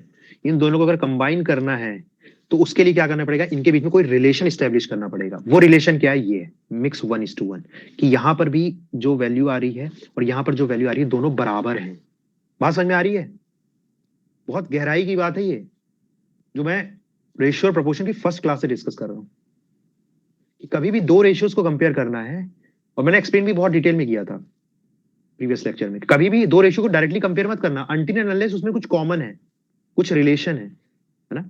ए अपॉन बी और बी अपॉन सी का एग्जांपल दिया था, इनको इसलिए कंपेयर कर पा रहे हैं क्योंकि बी कॉमन है। अगर बी कॉमन नहीं होता, ए अपॉन बी और सी अपॉन डी भले ही बराबर हैं, पर इनकी एग्जैक्ट वैल्यू क्या होगी ये आप नहीं बता सकते, मैंने बताया था। ठीक है, इन दोनों के बीच में जो रिलेशन दी हुई है ना, ये तो क्यों ना इस रिलेशन की मदद से रेशियो रेशियो में खेल करके हम इस क्वेश्चन को सॉल्व कर लें। यही शॉर्टकट है कि अपन ना कुछ भी नहीं करेंगे कंसेप्चुअली, अपन क्या करेंगे, रेशियो रेशियो में खेल लेंगे। ठीक है, देखो कैसे, दोनों की वैल्यू सेम करनी है, दोनों की वैल्यू सेम, मतलब 12 और 16 को सेम करना है। सेम कैसे करोगे, इनका एलसीएम ले लो। ये वही प्रॉब्लम हो गई ना बेटा, ये वही प्रॉब्लम हो गई। कौन सी वाली, देखो यहाँ पे इन दोनों का सम जो है सेम किया था ना हमने, यहाँ पर यही तो किया था कि भाई ए बी सी तीनों का सम जो है सेम होना चाहिए, यहाँ पर भी और यहाँ पर भी। वही प्रॉब्लम हो गई ये भी। तो क्या करोगे इसको, हमें यहाँ क्या करना है, मिल्क और वाटर का जो सम आ रहा है मिल्क और वाटर का, वो 1:1 होना चाहिए, मतलब दोनों सेम होना चाहिए। तो दोनों को सेम कर दो। सेम करने का तरीका सिंपल है कि इन दोनों का एलसीएम ले लो 12 और 16 का। 12 और 16 का एलसीएम कितना हो जाएगा, तो आप बोलोगे सर 12 और 16 का एलसीएम हो जाएगा कितना, 48, 48 हो जाएगा। तो 12 में कितना इंटू करोगे भाई, आप बोलोगे 4, तो यहाँ भी 4 इंटू कर दो। यहाँ कितना इंटू करोगे 3, तो यहाँ भी 3 इंटू कर दो। अब मतलब ये दोनों रेशियो जो है कंबाइन हो चुके हैं क्योंकि रिलेशन स्टैब्लिश हो गई है। तो देखो वॉल्यूम फर्स्ट वेसल में कितना यूनिट्स आपने लिया है 48 यूनिट्स, और सेकंड वेसल में कितना लिया है, तो आप बोलोगे 48 यूनिट्स। तो दोनों का रेशियो क्या हो गया 1:1, 48 और 48 रेशियो क्या हो गया 1:1। यही तो चाहिए था हमको बस। ठीक है, ये हो गई इसकी शॉर्टकट। अब देखो, अभी बताता हूँ सिंप्लीफाई, मैं तुम्हारा क्वेश्चन लेता हूं अभी। 12 और 16 को सिंप्लीफाई नहीं कर सकते क्या, देखो बेटा 12 और 16 को सिंप्लीफाई नहीं कर सकते क्या, ये आपका क्वेश्चन है। एक मिनट,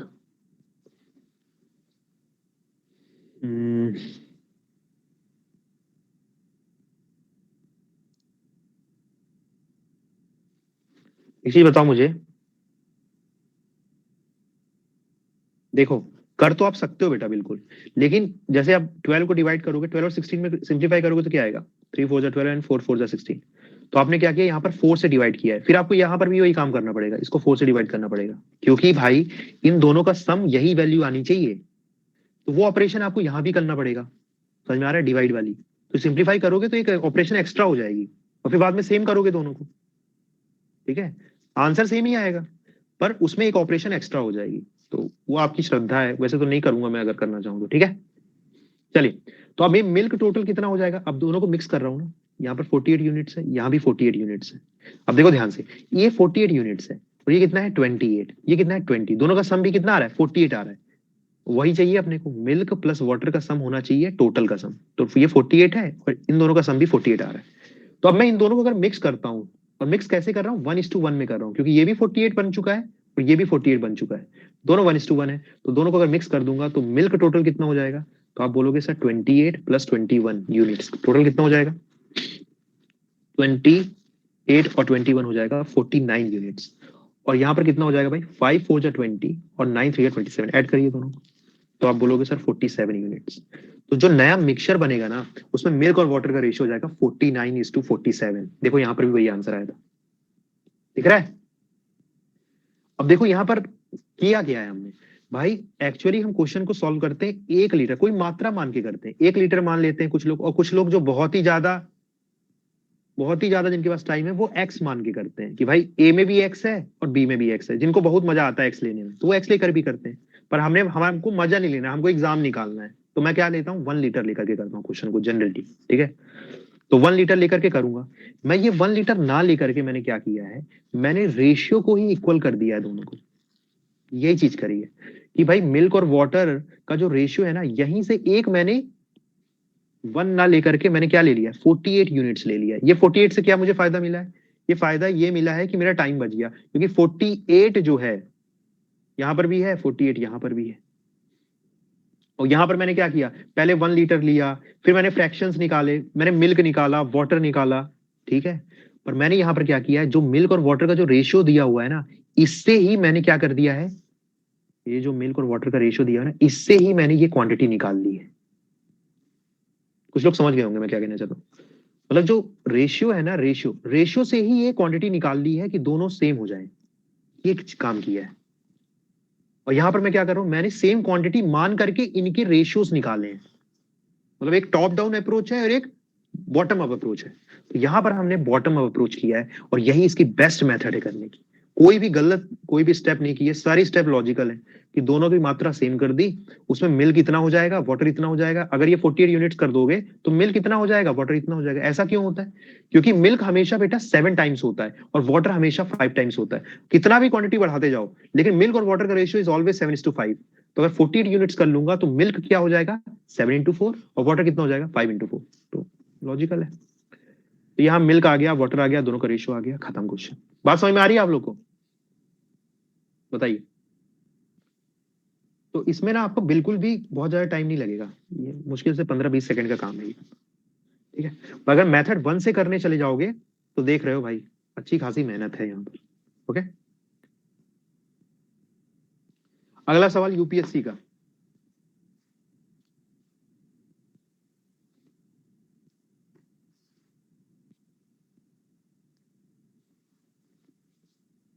ये सवाल यूपीएससी सीसेट में आया हुआ है। Two equal glasses of same time are respectively 1/3 and 1/4 full of milk. They are then filled up with water and the contents are mixed in a pot. What is the ratio of milk and water in the pot? देखो question वही है, concept वही है, बस अलग तरीके से frame किया गया है, तो घबराने का नहीं, ठीक है। डरेगा नहीं अपन, ठीक है। इसको सिंपली सॉल्व करो, जो अभी मेथड मैंने बताई है। बहुत ही आसान क्वेश्चन है। अगर आपको सेकंड वाली जो ये ट्रिक है ना ये समझ में आ गई है अगर आपको, तो ये ऐसे क्वेश्चन हलवा है बिल्कुल, ठीक है। देखो कैसे क्वेश्चन में दिया हुआ है, two equal glasses of same time are respectively 1/3 and 1/4। देखो ये देखिए लाइन पड़ी है, टू इक्वल ग्लासेस, मतलब ये जो दो वेसल है ना, ये जो दो वेसल है ये दोनों इक्वल है। तो अगर मैं इन दोनों का कंटेंट पूरा उठा करके डाल दूं तो इसका मतलब मैंने मिक्स किस रेशियो में किया है, 1:1 के रेशियो में किया है। बात समझ में आ रही है कि नहीं। वही क्वेश्चन है जो अभी किया हमने, बस अलग तरीके से लिखा है। वहां लिख के स्पेसिफिकली मेंशन किया था कि मिक्स्ड इन रेशियो 1:1, यहां पर बोला कि दोनों का वॉल्यूम सेम है और दोनों का कंटेंट डाल दिया। इसका मतलब क्या है, उनको मिक्स किया है इक्वल क्वांटिटी में, दैट इज इन रेशियो 1:1। बताइए, जल्दी बताओ।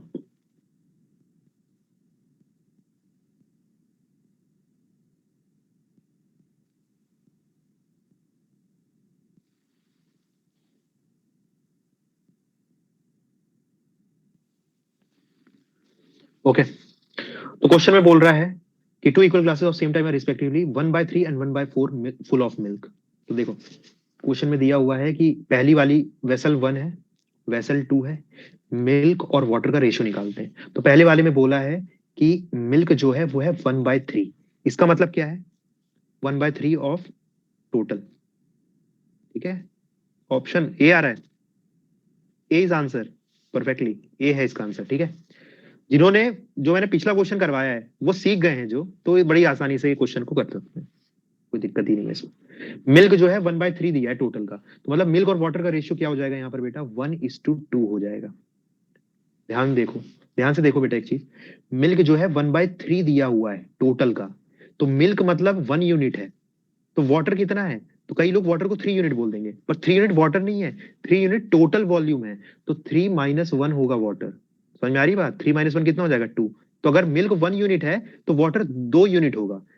सही बात है ना? मिल्क होगा 1 यूनिट, वाटर होगा 2 यूनिट, दोनों का सम होगा 3 यूनिट। तो ये 3 किसको रिप्रेजेंट कर रहा है? टोटल को रिप्रेजेंट कर रहा है ना, 1/3, 1/3 ऑफ वेसल। ठीक है, वैसे ही मिल्क और वाटर का रेशियो यहाँ पर कितना आ जाएगा? तो आप बोलोगे सर 1:3 आ जाएगा। तो सम कितना हो गया? ये हो गया 3, ये हो गया 4। दोनों को सेम कर देते हैं क्योंकि दोनों का वॉल्यूम सेम है और 1:1 में मिक्स कर रहे हैं, तो सेम करने के लिए एलसीएम 12 हो जाएगा इनका। ठीक है, तो इसको इंटू करेंगे 4 से, तो इंटू 4, इसको इंटू करेंगे 3 से, तो इंटू 3, ये हो जाएगा 7:8 और 9 कितना हो जाएगा? 17। यही इसका आंसर है। बताओ कितना आसान क्वेश्चन है ये, अभी लग रहा है कि नहीं लग रहा है? ये बताओ, किसी स्टेप में डाउट है तो बताओ। इजी है कि टफ है ये बताओ पहले तो मुझे। अगर आपको सेकंड मेथड पता है ना, तो ऐसे क्वेश्चनों को मन ही मन में कर सकते हो भाई, इसके लिए लिखने की जरूरत नहीं है।